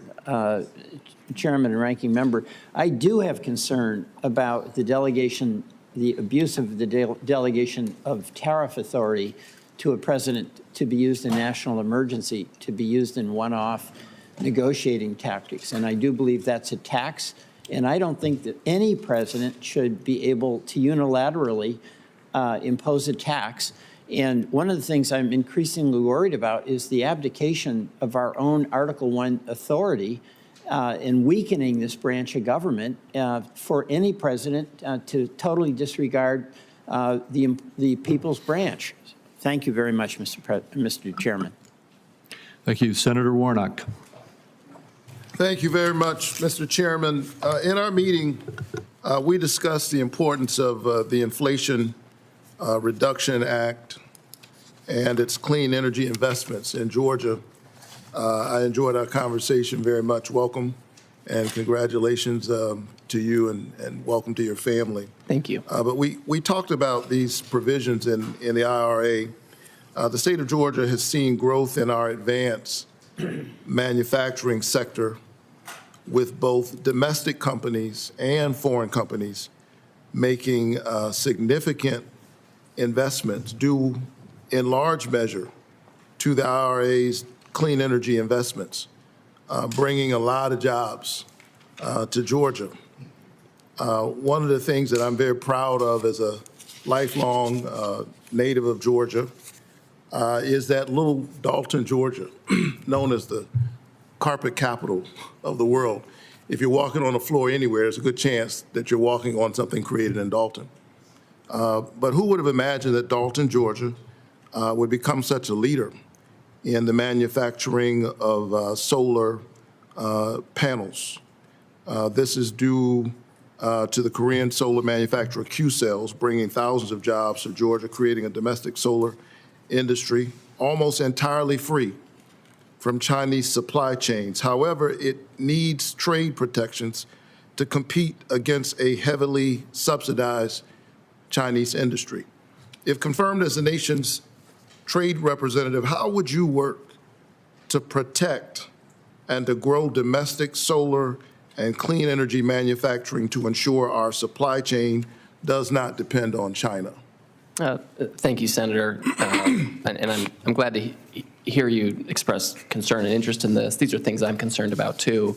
To the extent that there's going to be energy products manufactured and used in the United States, it would be great to have them made here, and that we're not using panels that come from China. In some instances may include product of forced labor or the product of subsidies. And so, the first Trump administration did a safeguard tariff. The Commerce Department for many years has had other tariffs in place, and I think that those can be effective tools, which you've testified to this, that we have some of these, this new production in the United States. And we see places like Europe where they didn't do those tools, and we see their solar panel industry go away. So I'm very interested in maintaining and exploring possibilities to ensure we have that production here. I appreciate that, and I look forward to continuing to have that conversation. I'm excited about the investments in solar energy in Georgia. I'm also proud that Georgia, in many ways, is leading the country in building electric cars entirely in the United States, employing thousands of Georgians. Down near my hometown with a Kia plant open, we've got about 9,000 or more jobs that have been created in that area. Major boom, economic boom. President Trump and congressional Republicans have bragged about repealing federal investments in the green economy that have created these jobs. jobs that have bipartisan support in my state. I support what we're doing there. The governor, the Republican governor, supports it, others. This is a top bipartisan economic issue in Georgia. It's about American manufacturing. If confirmed, how will you use your position to protect the investments and thousands of jobs that foreign car companies have brought to Georgia? Well, Senator, my role in my jurisdiction and the administration is to negotiate trade deals where appropriate and to do trade enforcement as necessary, which is certainly an area where I want to make sure that any manufacturing you have, it doesn't have to compete unfairly with foreign product. With respect to other incentives or other legislation, that's something that I believe that the Treasury Department, the Energy Department, working with the President and Congress will determine the way forward on that. So I'm not sure. Would you agree that if we cede that space, that's not good, that's not a net positive result for American business and manufacturing?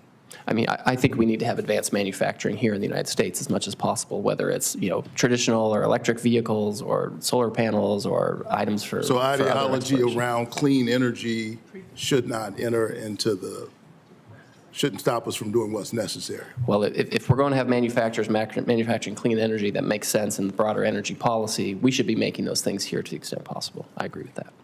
Thank you so much. I have other questions, but I'm about out of time. Thank you for recognizing the time. I appreciate it. Senator Warren. Thank you, Mr. Chairman. Congratulations on your nomination, Mr. Greer. Tariffs are an important strategic economic tool, but I am concerned that President Trump is stumbling into a trade war that won't protect jobs, that won't keep Americans safe, and that won't bring down costs for American families. That said, I think you and I agree that for too long, U.S. trade policy has been a race to the bottom with deal after deal that sold out American workers and helped multinational corporations offshore critical industries. But lately, that has been changing under U.S. Trade Rep Bob Lighthizer and then under U.S. Trade Rep Catherine Tai. And I appreciate your work as Chief of Staff under Ambassador Lighthizer. Ambassador Lighthizer, I think, had it right when he wrote that problems in our trade relationship with China and U.S. trade policy in general can be traced to, quote, the political establishment of both the Republican and Democratic parties under the influence of multinational corporations and importers, end quote. Mr. Greer, do you agree with Mr. Lighthizer that multinational corporations have just had too much power over U.S. trade policy? I agree with Ambassador Lighthizer, and I believe that trade policy in the past has been designed to help that sector and has ignored other sectors. Good. Well, we got to start by recognizing the problem, right? For too long, corporate lobbyists have bought their way into our trade policy, and I am glad to see that changing. But raising tariffs doesn't necessarily mean an end to corporate capture. When the last Trump administration hiked tariffs, corporate lobbyists lined up to demand exemptions. And now, with President Trump threatening even more tariffs, they're ready to do it again. So what did this tariff exemption process look like the last time around? Well, I investigated, and I found that the Trump Commerce Department was 3 times as likely to approve exemptions for Chinese and Japanese headquartered companies than American ones. Mr. Greer, favoring foreign companies over American ones, is that good trade policy? Senator, I think that our trade policy needs to make sure that we have American businesses and American workers prioritized. Okay. Let's try another one. A recent study found that the Trump USTR officials were more likely to grant exemptions to China tariffs to companies that had made campaign contributions to Republicans or had lobbyists who had recently left the Trump administration. Mr. Greer, favoring companies with deep pockets and political connections, is that good trade policy? Oh, of course not. Any kind of program like that needs to be transparent and have the rules outlined, which it did. I appreciate that answer. This time around, President Trump has proposed far broader tariffs than we've seen before, potentially on all goods from all countries. And with more and more tariffs, the corporate scramble for exemptions is more and more intense. One trade lobbyist recently said, and I quote, "Absolutely everyone is calling. It is nonstop." And let's be clear, most businesses across America cannot afford armies of lobbyists. So, Mr. Greer, do you support tariff exclusions, these exemptions? And if so, what changes would you make to ensure that it is a fair process and not just a giveaway to political insiders and deep-pocketed corporations? So Senator, I know you've been a leader on this and you've given a lot of thought to it, which I think is important. Anytime we're taking economic actions, whether it's a tariff or an exclusion, we need to be careful about this. We need to be thoughtful. I don't know, in the event tariffs are applied, I don't know if the president intends to have an exclusion policy or program at all. To the extent something like this happens, it needs to be transparent. One thing that they did at USTR the first time around is if one company got an exclusion, any company got an exclusion, right? So if a big company got an exclusion for a certain product, a small business would too. So again, I don't know if there will be, exclusion processes, but to the extent there is, they need to be transparent, need to be fair for small and large. Well, I very much appreciate what you have to say around this. As I said before, I think tariffs are an important tool, and when used strategically and fairly, they can promote American industries, they can protect domestic supply chains, they can protect the jobs of American workers. But we can't have a get-out-of-tariff-free system for those that are very wealthy or politically connected, because that will undermine the whole process. Thank you. Thank you, Mr. Chairman. Thank you. Senator Johnson. Hey, Mr. Chairman. Mr. Greer, welcome. When I was chairman of Homeland Security in February of 2020, right as the pandemic was starting, we held a hearing with Scott Gottlieb, other former heads of CDC, FDA, that type of thing. And one of the things I was surprised to find out is that we really don't produce the precursor chemicals or the active pharmaceutical ingredients for our drugs. And I felt that was an enormous vulnerability. So that would be at the top of my list in terms of strategic products that we do need to bring back manufacturing. Now, there's a host of reasons we won't do it. It's a refining process, environmental regulations. What other strategic products are kind of top of your list that we do need to think out of the box, figure out how to bring those back here so we're not vulnerable? And how would you view your role in terms of using your position to help achieve those goals? Senator Johnson, I'm glad you raised this because this is something I think about a lot, and I've written about it, and I've testified before Congress previously about these kinds of issues. So pharmaceuticals, for sure, is one that I think we need to look at. Semiconductors and downstream electronics, something where Congress has taken action. I think we need to look at aerospace too, right? We have Chinese aircraft manufacturers that are coming online, and they're going to be a challenge in the market. I think robotics. We probably need to help Boeing as opposed to try and beat up on them, right? Well, we can talk to Senator They've got some problems, yeah. Correct. But I think also industrial robotics and then obviously technologies like AI and quantum computing, we need to be ahead of the game here. So I think you're aware Wisconsin is not only a big agricultural state, but also a manufacturing state. And the reality is, when we start slapping tariffs on steel, I've got manufacturers who only can import some of the types of steel. They're competing against global manufacturers that are going to have access to Chinese steel. You understand that double-edged sword nature of a trade war in that situation. Can you just kind of speak to how we can handle that and try and minimize whatever pain tariffs might create? Certainly. So the steel and aluminum tariffs that were imposed by the Trump administration and kept by the Biden administration, as I think you know, are managed and operated by the Department of Commerce. And so, to the extent I'm working with the Secretary, if he's confirmed, I'm happy to talk to him about this. I think it's important that the administration and the Commerce Department receive feedback, and I, of course, I'm happy to have feedback on some of these more sensitive areas. We have to have a steel and aluminum industry here. We simply have to, and it does require protection because of all the overcapacity in the world. But to the extent there are concerns about the program, we certainly need to hear from you and your constituents. I know China's a really bad actor here. They've produced grotesque levels of overcapacity. They're destroying the steel industry. Right. It's a problem that has to be dealt with. It's not an easy one, though. So all I'm asking is your commitment to be working very closely with us, answer our phone calls when we've got a real problem that needs to be highlighted. Again, there's multiple uses for tariffs. Scott Bessent talked about that. Again, to force trading partners to be fair with us, to achieve other goals.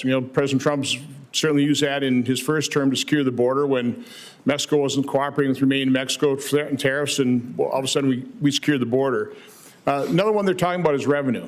And I just want to kind of go through what the revenue amounts are you talking about. I'm obviously highly concerned about $1.8 trillion deficits, more than 1.5 as far as the eye can see. This could be one component, but I've heard figures of almost $1 trillion in revenue or replacing the income tax. I mean, I'm just not seeing it. So again, I'm an accountant, I like numbers. The latest trade figures I have is in 2023, we had about $3.9 trillion of imports, but of that, only about 3.1 were goods. I'm not aware that we ever put tariffs on services, correct? We haven't put tariffs on services. So we got about $3.1 trillion of imports. I mean, even a 10% across the board tariff would raise about $310 billion in tariff revenue. That's not even close to replacing your income tax. So talk to me, again, where am I hearing these figures? Where is President Trump potentially getting these figures? What do you have in your mind a goal in terms of what revenue you want to raise through some type of tariff policy? Certainly, I'm happy to talk about this. Clearly, some of this is in the wheelhouse of the Secretary of the Treasury with respect to the income tax, and there are conversations and initiatives going on right now about spending and what are appropriate levels of spending. I don't think we're in a position to tomorrow fund the entire government using tariff revenue. I mean, I don't think that's the case. I don't think anyone thinks that. But I think that historically we have had tariff revenues as an important part of funding the government prior to the income tax.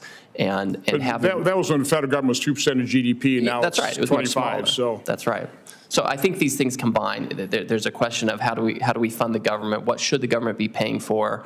What does the budget look like? And I understand I'm repeating your question back to you, essentially. I'm not giving you a number because I don't have a number on this, but I think these are important issues to chase down. And I think that we have to have a sense that if we're going to be if the president wants to use tariff revenue, it's important to make sure we have a good handle on the budget and how those revenues could be used. And that's a conversation with Congress, obviously, as well. But just to confirm, my numbers are largely accurate, correct? About $3.1 trillion in goods being imported? On import goods, yes, that's exactly right. Thank you. Thank you, Mr. Chairman. Thank you, Senator Cassidy. Mr. Greer, let me first compliment you. Your kids, if this is my grandson, he'd be climbing the wall right now. You know what I'm saying? So they've been incredibly well behaved and minimal fidgeting, if any fidgeting at all. So congratulations on your parenting skills. Thank you. Let me ask you this. You have been concerned, expressed skepticism about the need for binding dispute mechanisms at the WTO. But my rice producers and others have won decisions at the WTO on commitments by other countries on agricultural subsidies, and yet they're not enforced. And so are my agricultural people just out in the cold? There are disputes that they win, but they now don't even have a dispute. And if they get the dispute, it's not enforced. You see, help my rice producer here. How are we going to handle that? No, Senator, I think you're exactly right, and that's part of the reason why I show skepticism sometimes about the WTO, because we win a case, we get a result, and then it's not fixed, or it's fixed on the surface in some other. Now there's two different issues, though. One, you got to win the case, and then you got to enforce it. Exactly. But the first step is winning the case, and that I say there's been some progress in. It's the lack of enforcement, which is critical. But that doesn't necessarily throw out winning the case, if you follow what I'm saying. Certainly. I mean, listen, if you're trying to get rid of a trade barrier, there are a few ways to do it, right? You can try to negotiate it, which is on its face not always successful if you don't have the leverage behind it. If you have a case, you have some legitimate authority to go to them and say to change it. We also have domestic laws like Section 301 and others that can identify and detect unfair trading practices. Now, those are 301 and all those are kind of like economic necessity. Are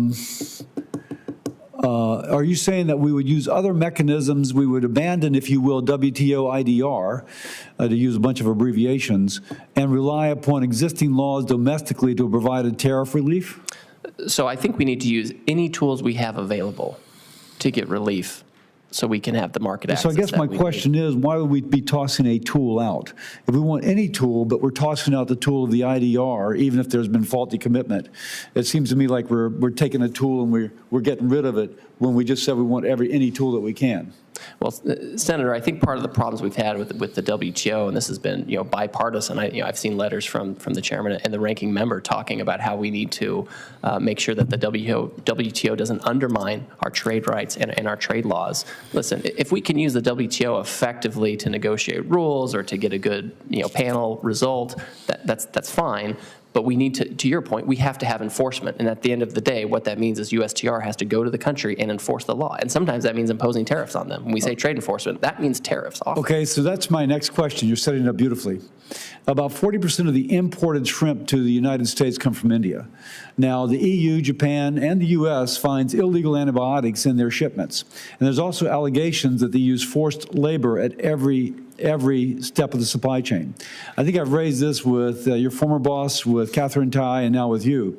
If we have tariffs as a tool, and we can show, my gosh, there's phytosanitary issues, there is forced labor issues, and yet we are having our people driven out of business by shrimp being dumped into our country, would you commit to putting a slap and a tariff on the shrimp if we can show that it's being imported under those circumstances? Well, Senator, if there's a process, and Section 301 and other statutes have a process behind them. If I prejudge them, I get in trouble in the courts, right? But if we have an investigation and it shows there are unfair trading practices, you can certainly impose a tariff or other measures if that trade practice isn't remedied. And I think it's really important to work with you and the shrimpers, because if they feel like they're not getting the relief they need from trade remedies or other venues, then we need to explore whether it's Section 301 or other tools to make sure that we're detecting the unfairnesses and addressing it. Sounds great. Let me echo something I think Sheldon Whitehouse brought up. We spoke about it when we met. Right now, I'm not against tariffs. I think just kind of across the board tariff for tariff's sake, I'm not quite so sure about. And I'm not quite sure exactly how the law is being applied. But one thing I am concerned about is that China is not enforcing environmental regulations.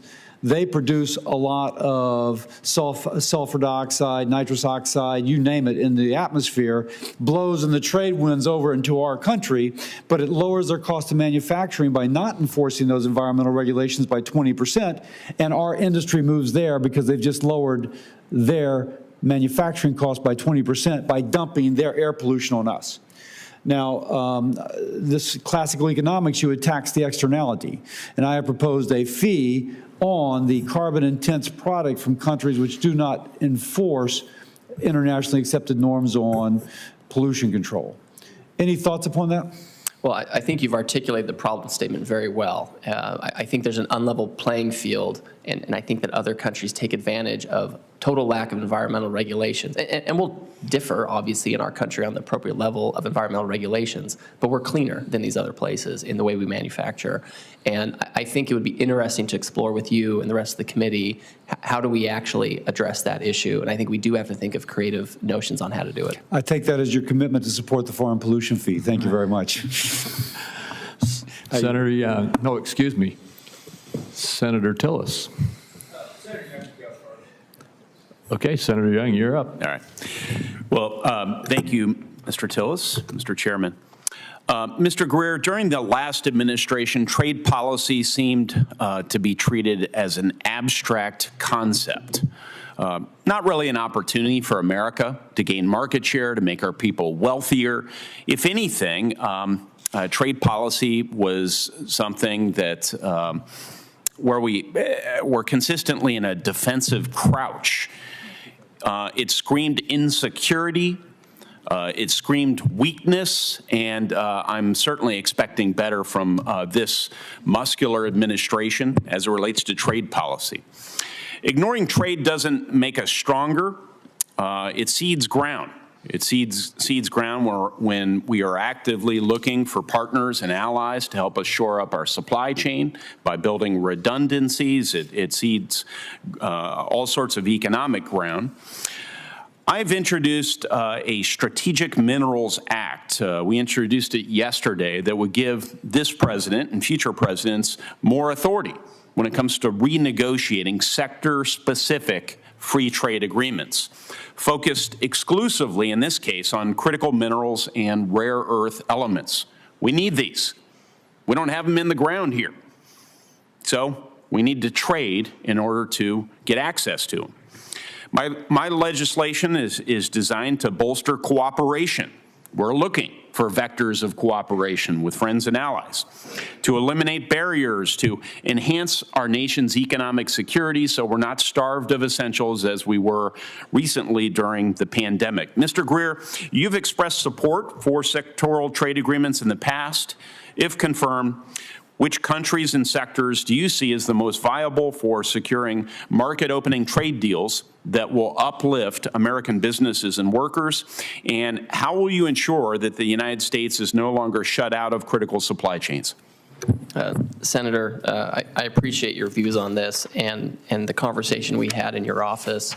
I'll note at the top that the president's trade policy memorandum that he set out 2 weeks ago, one of the things he talked about was considering whether bilateral or sectoral agreements might make sense in some areas. And I spoke earlier with Senator Johnson about some of the key supply chains that I worry about, pharmaceuticals, semiconductors, critical minerals, rare earth. I think those all fall into that. Yes. I want to be very careful when we're talking about trade agreements because I don't want to be in the position of going to a country that has a $50 billion trade surplus already and they want us to pull down our tariffs on trucks and cars for them. Like that to me is not the kind of trade I want. Understood. But if there is a sectoral agreement with like-minded countries who are aligned with us on, security, rule of law, things like that, those are the kinds of places where I think we should focus. Excellent. Well, I'm encouraged by that response. Given the limitations of executive agreements, they only last for the duration of a president's term. In this case, it would, of course, be 4 years. And the necessity of congressional approval for binding market access deals, do you believe USTR would be in a stronger position if Congress provided a clear legislative framework similar to TPA, but tailored for sector-specific agreements like those for critical minerals? Senator, I want to think about that because I think that's creative. I think that any trade agreement that the USTR might bring to Congress, I want to have full support, right? I mean, it's USMCA, we had 89 senators vote for it. Yep. We had almost 400 folks in the House vote for it. That's the level of support I want. And if Congress thinks that a legislative framework will help with that, I'm happy to talk about what makes sense. Okay. A related topic of great interest to me because the United States is so sophisticated when it comes to the digital economy is digital trade. There's a geopolitical overlay to our engagement with other countries, our tearing down barriers to our digital products.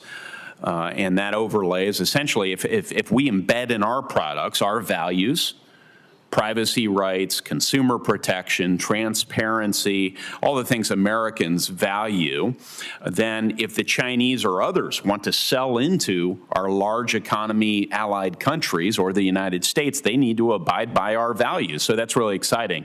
But there's, of course, an economic dimension to this as well. Here again, the previous administration did nothing despite bipartisan support for expanding digital trade access. Instead, they played defense the whole time, thinking trade was a four-letter word.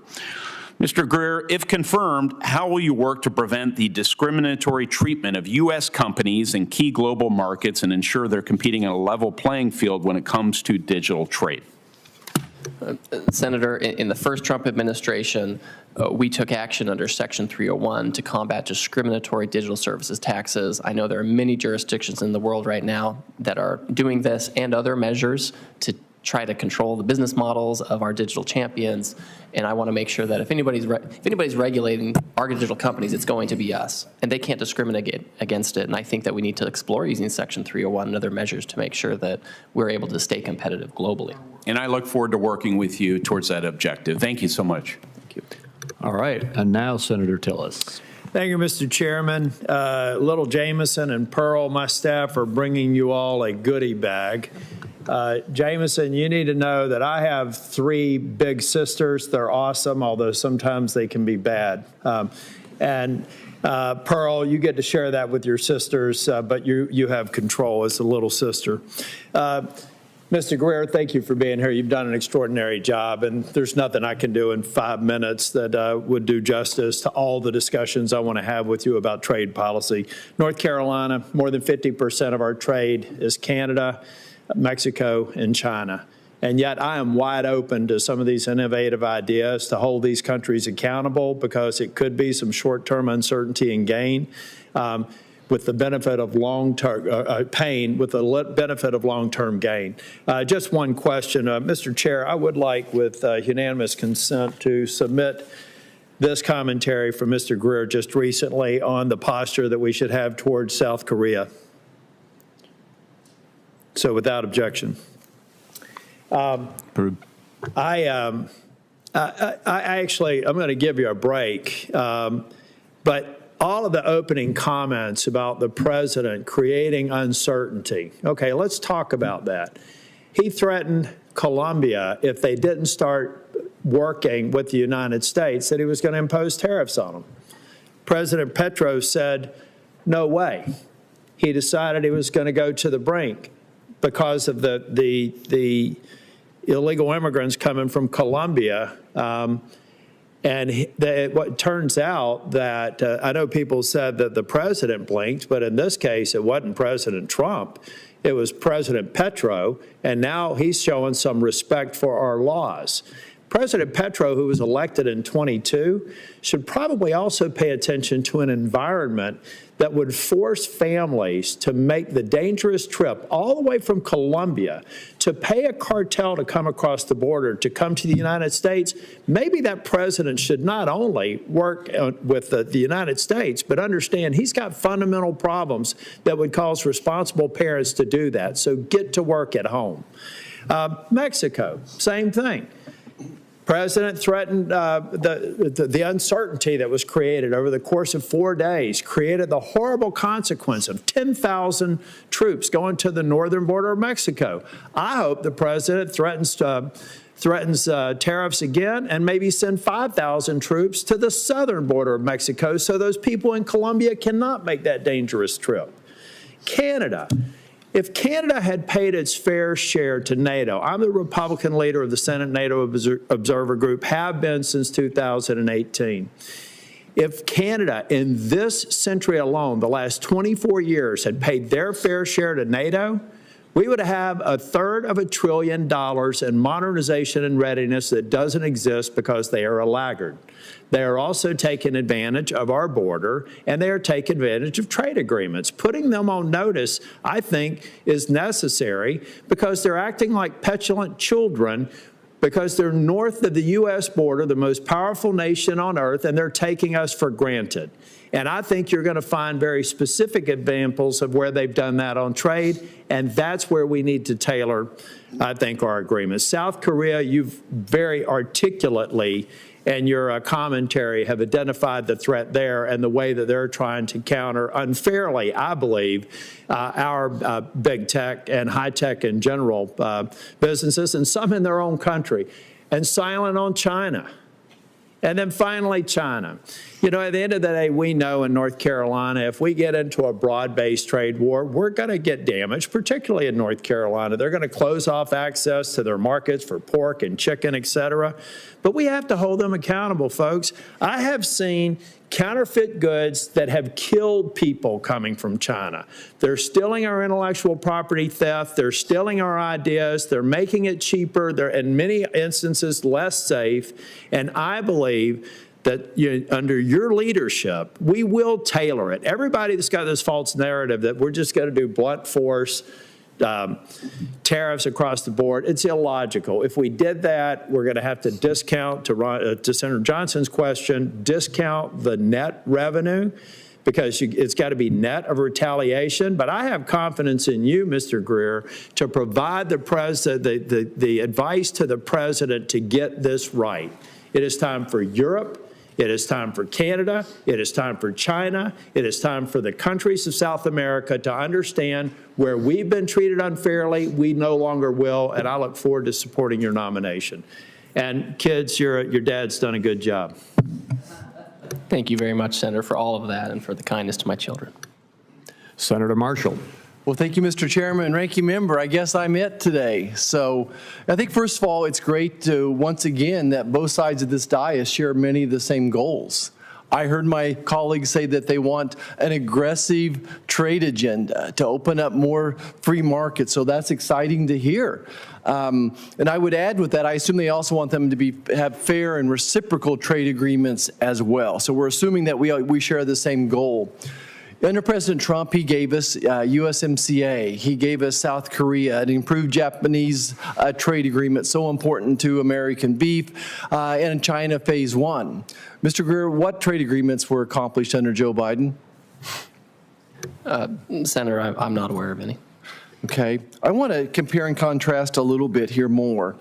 Let's talk about Mexico. I think it's one of the simpler ones to understand. Again, thanks to President Trump's USMCA trade agreement, Mexico and Canada supplanted China as a #1 trade partner for Kansas agriculture, many of our materials as well. But under Joe Biden, Mexico undermined American farms, he harmed commerce, and he bullied U.S. companies. He shut down the GMO corn exports, forcing a huge dispute. Mexico hampered U.S. energy protection under Joe Biden, and Mexico seized a U.S. mining company's operation near Cozumel. What can you do, what can we do to reverse this behavior? Well, Senator, before I answer that, I just have to point out that I do have one child that was born in Kansas. So that's great to hear. So, and maybe had something to do with your time in the Air Force. That's exactly right. Well, you're an honorary Kansan. You can wear your Chiefs jersey. You can wear a Jayhawk jersey. Any of those things are applicable. Which one is it? Well, I have it's Okay. Sonora, and I have a Wichita State Shockers T-shirt that I wear occasionally. So with respect to your question, any trade agreement we have is only as valuable as the enforcement behind it. Yeah. And so my view is all these issues you talked about with Mexico, whether it be energy or corn, et cetera, we need to enforce that. I know that there's a case that was done on the corn issue. I'm going to enforce that. I know that there were consultations open on energy, and we're going to bring that up with the Mexicans as well. It's important. Listen, good fences make good neighbors. If we want to have good ongoing trade relations with folks, we have to hold them accountable. That's right. Right. Let's talk about biofuels for a second. I've never seen such an uneven playing field for American biofuels. The U.S. is subject to 18% tariffs going into Brazil with biofuels, yet Brazil enjoys a virtually free access to the U.S. And in many cases, thanks to some scientific voodoo, they're actually giving Brazil a preference over American biofuels as well. The EU continues to be protectionist against U.S. ethanol. Chinese used cooking oil exports. You're familiar with how they're abusing that. You would think that if we're going to give tax credits, we would make sure they're not going to benefit foreign entities, especially those who wish to harm us. What can you do to help the biofuels industry and try to level that playing field? Well, Senator, this is the specific kind of unfairness that drives me crazy, and it's not just me. The president himself, he sees these kinds of unfairnesses and the unlevel playing field, and it's so obvious, it's so blatant, and it's gone on for so long. Again, in the first instance, you can certainly go to somebody like the Brazilians and say you need to fix this, but it has to be followed up with or else, right? I mean, that's a little crude, but we need to have leverage, and if we need to gain leverage by taking investigatory actions or other actions, we'll do that. It'd be much better to do this on a negotiating basis. But we'll do whatever we need to do to try to fix this situation. Great. Let's talk about China for a second. There's so many more things than just trade barriers or tariff barriers with them. There's many, many non-tariff barriers. I'm sure people have highlighted them when I was gone here. They're stealing seed genetics from us. They're blocking import and feed additive technologies and beef. They're blocking chicken exports from 42 states because of HPAI. They've committed to substantial ethanol purchase but never followed through. And I could go on. In contrast to the Biden administration, how can we build on President Trump's success under phase one with China? Well, we need to start by reviewing it and actually assessing whether or not the Chinese have complied with it or to what degree. In fact, the president has already directed the Office of the USTR to do this. And if you go to their website, there's like an announcement that says that they're in train doing this. So I think in the first instance, you have to have a very clear assessment, because we don't just want to pound our fist and have rhetoric. We want to be able to very clearly see where they did or did not comply. And then from there, you move to dispute settlement and you move to enforcement if you need to. And again, hopefully this is an area where countries will understand the unfairness and change, because they know that President Trump is serious about this, and that I'm serious about this. And if they don't, then you move to that last part of enforcement. Great, great. If I could just finish with this, as you all know, we have an almost $1 trillion trade deficit in this country. And as well as national security issues. And I appreciate President Trump, this drug war that we're having with Mexico and Canada and China over the fentanyl precursors especially. I greatly appreciate him prioritizing the security of our families, and if he has to use tariffs for that, I understand. I also believe, though, these tariffs will bring jobs back to America as well, and that's another way that we can use this. You know, one thing I would dispute, and we would disagree with this with my friends across the aisle, when they say that American consumers will pay for these tariffs. You know, under President Trump, he used tariffs, but we saw minimal inflation. So at the end of the day, those tariffs were not passed on to America in the big picture. I'm sure you could not find isolationists that you could do that, but to me the big picture is, for one reason or another, those tariffs were used properly and we were able to not pass that on to American consumers. Mr. Greer, is there a way to do that going forward as well, to effectively use these tariffs as a weapon, as a tool? Yes, I agree 100% with that. What we learned from the first term is that President Trump and his economic team is very good at managing the economy. And we saw real median household income go up by $7,000 over 3 years before the pandemic hit. And this was at a time when we were imposing tariffs in a way we hadn't done in many years. And when we look at inflation under the Biden administration, that happened in 2022, it wasn't about tariffs. It was about healthcare and housing and food, things we don't import from China, right? So we know that we can manage this. We know we have a strong economic team. And if I'm confirmed, I expect to be able to take strong trade action while helping ensure that the economy is growing for average Americans. Thank you so much, Mr. Greer. Thank you, Mr. Chairman, Ranking Member. Thank you. Thank you. Senator Scott. Thank you, Mr. Greer. Welcome to the committee. Good to see you here. And I'm a little concerned that what I feel like I heard the exchange between you and Mr. Marshall was somehow Mr. Marshall providing some incentive to, what's the word I was looking for here? Brainwash a young girl about being a Kansas Jayhawk fan or a Kansas City Chiefs fan. I know that you're supporting the Eagles, is that what I understand, for the Super Bowl? Yes, I thought that was the Eagles jersey you have on there, sir. I just want to make sure, Ms. Greer, you realize that the Carolina Gamecocks is also a very good school, fine school for kids to follow, and we have an Air Force base there. I know you're no longer in the Air Force, but just realize that Kansas is a fine state. We like Kansans, and we hope that all things go well later on this week. But in the end, I would be remiss if I did not mention the Carolina Gamecocks with that many kids who need to be educated somewhere in the near future. So, Senator, I'll be happy to work with you on collegiate allegiances. Thank you, sir. Appreciate that. Second question for you, sir, is that expanding market access for American-made goods is critical to our economic strength, frankly, and our competitiveness. 95% of our customers are outside of our nation, as we represent about 5% of the world's population. South Carolina, we have about $36.4 billion of manufactured goods and products that leave our state supporting 112,000 jobs that find a home someplace around the world. Our agricultural goods, $1.2 billion. Access to the world's market is incredibly important. We believe that they create good paying jobs in South Carolina. We also believe they create great paying jobs across this country as we took the aggregate value of those goods and services in other states. How do you plan to secure this market access with other countries in the first 100 days as our new Thank you, Senator. I would say that when I look at some of our largest trading partners, they're our largest trading partners because we import so much from them. We have somebody like Vietnam, for example, where they've reached their historical high trade deficit in goods with us, over $100 billion. This is something that has grown substantially. So we have a lot of trading partners like this that enjoy very substantial trade access in the United States, and we don't have reciprocal access going the other way. And to me, this is a huge problem, and it's a problem for our workers, and it's a problem for exporters and manufacturers in places like South Carolina and elsewhere.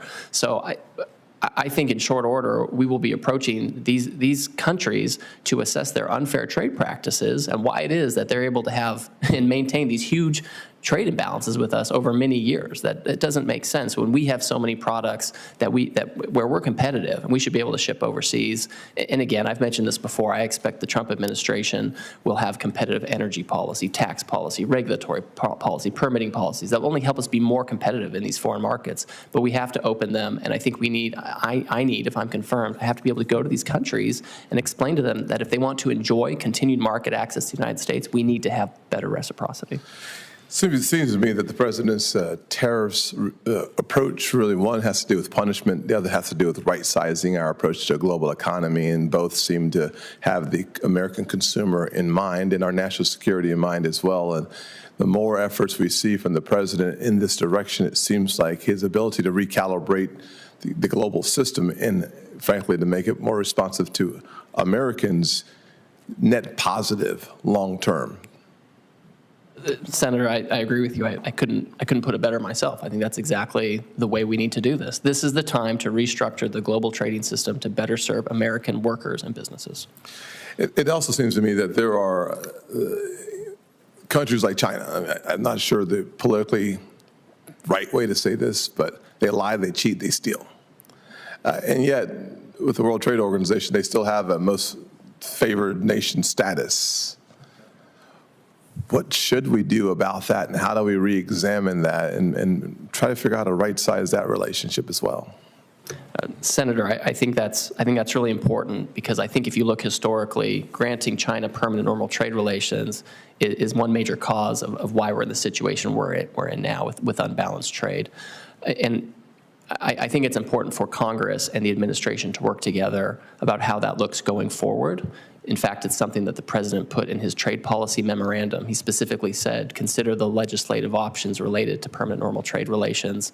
There are a lot of ways to go about it. Obviously, you want to make sure that the economy is doing well and we have growth, but we want to make sure that we're not dependent on China for strategic goods, that our farmers aren't so dependent on them that they can be victims of economic coercion. So I would love to have a conversation with you about that.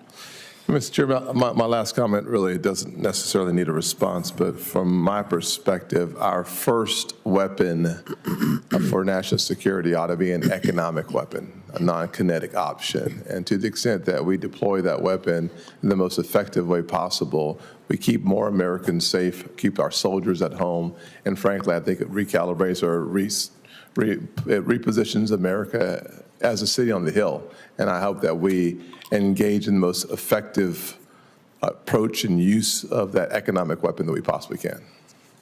I agree with that. Thank you. Thank you, Senator Barrasso. Thank you, Mr. Chairman. Mr. Greer, thanks so much for being here, and thanks so much for taking the time to visit in my office. As U.S. Trade Rep, you're going to be the tip of the spear in advancing President Trump's pro-growth and pro-worker trade agreement agenda. You're going to be working to open up new markets for our nation, for our producers, including for Wyoming mining, Wyoming energy production, and for our farmers and ranchers. You'll also be protecting America's interests and fighting back against abusive trade practices from foreign adversaries that undermine U.S. industries and our critical supply chains.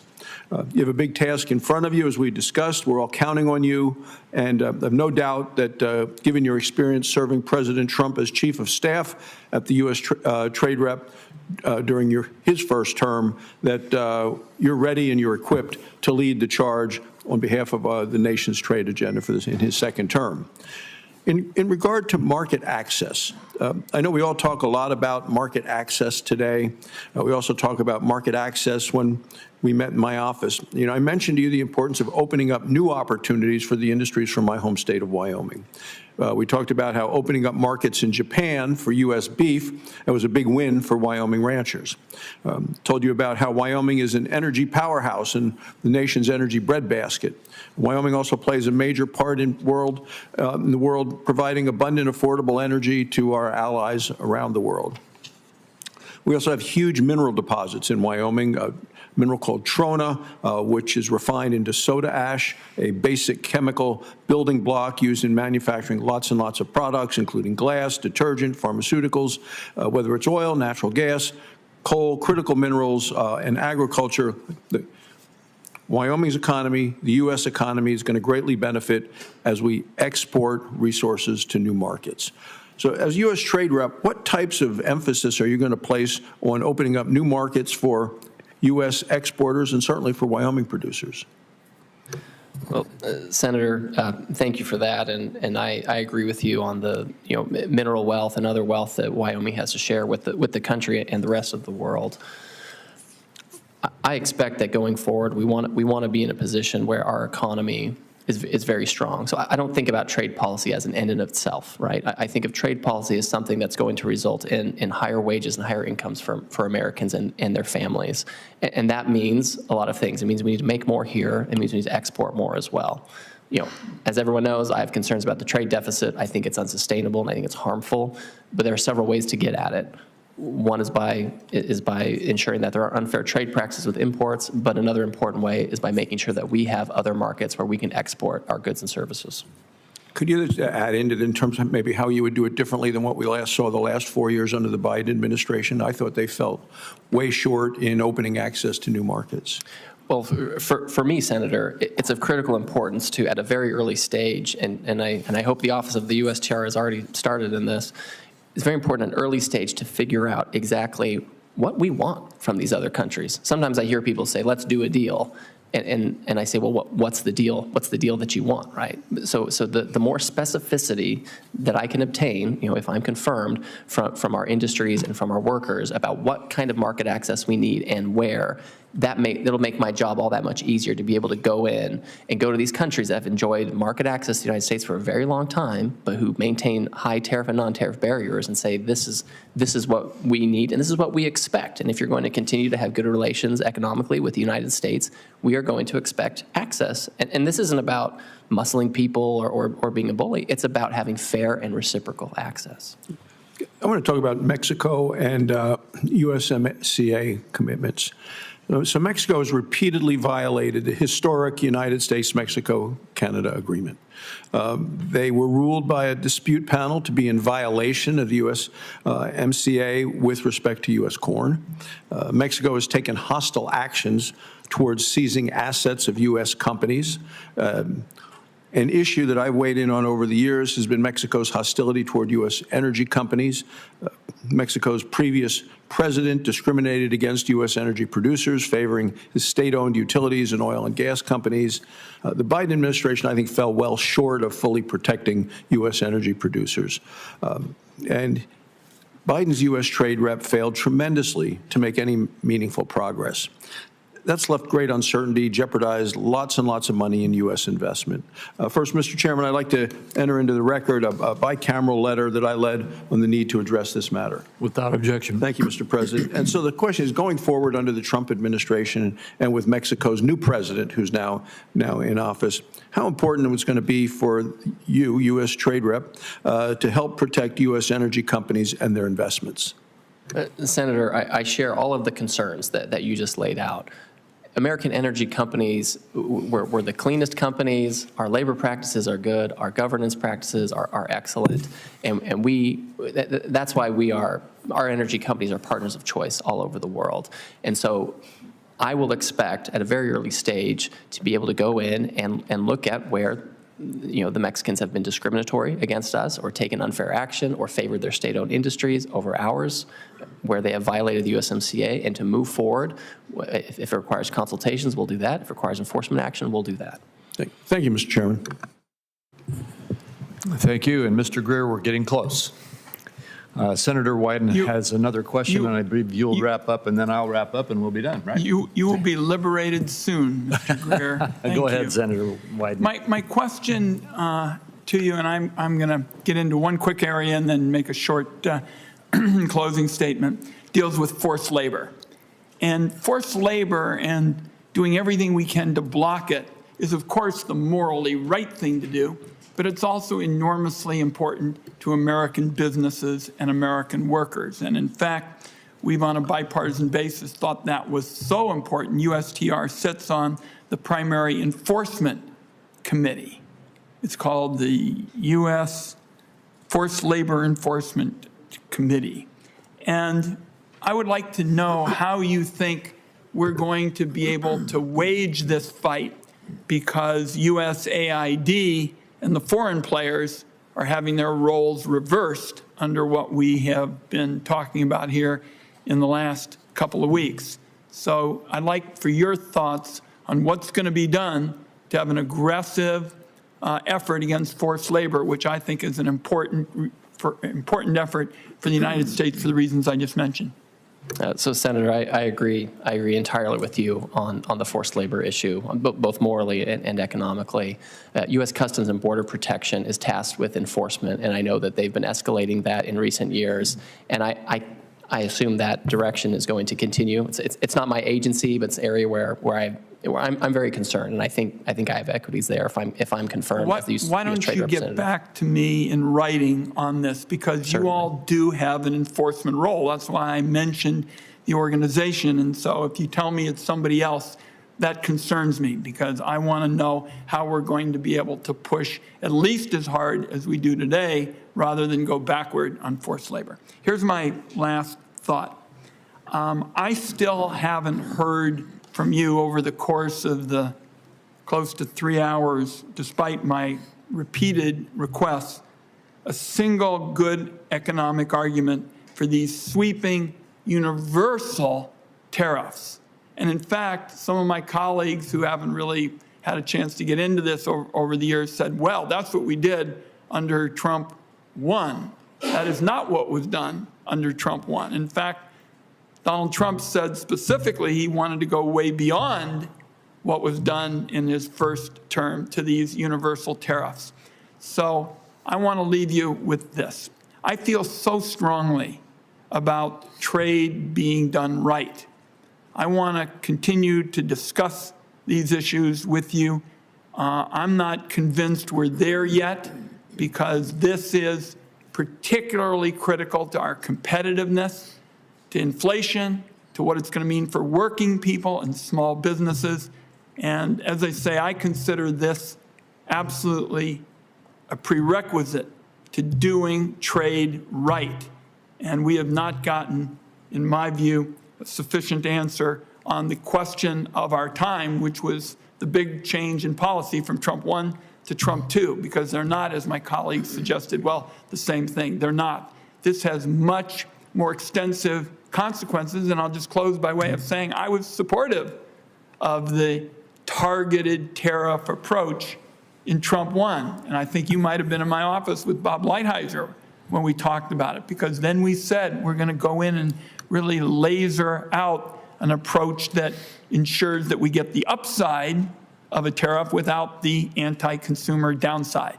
So I want to invite you to continue to work with me and my office to see if we can get through this and come to an agreement in terms of how it's going to be pursued at your office, because I think this is central. And I remember working with you in the past, and on a number of questions this morning, your views and mine coincide.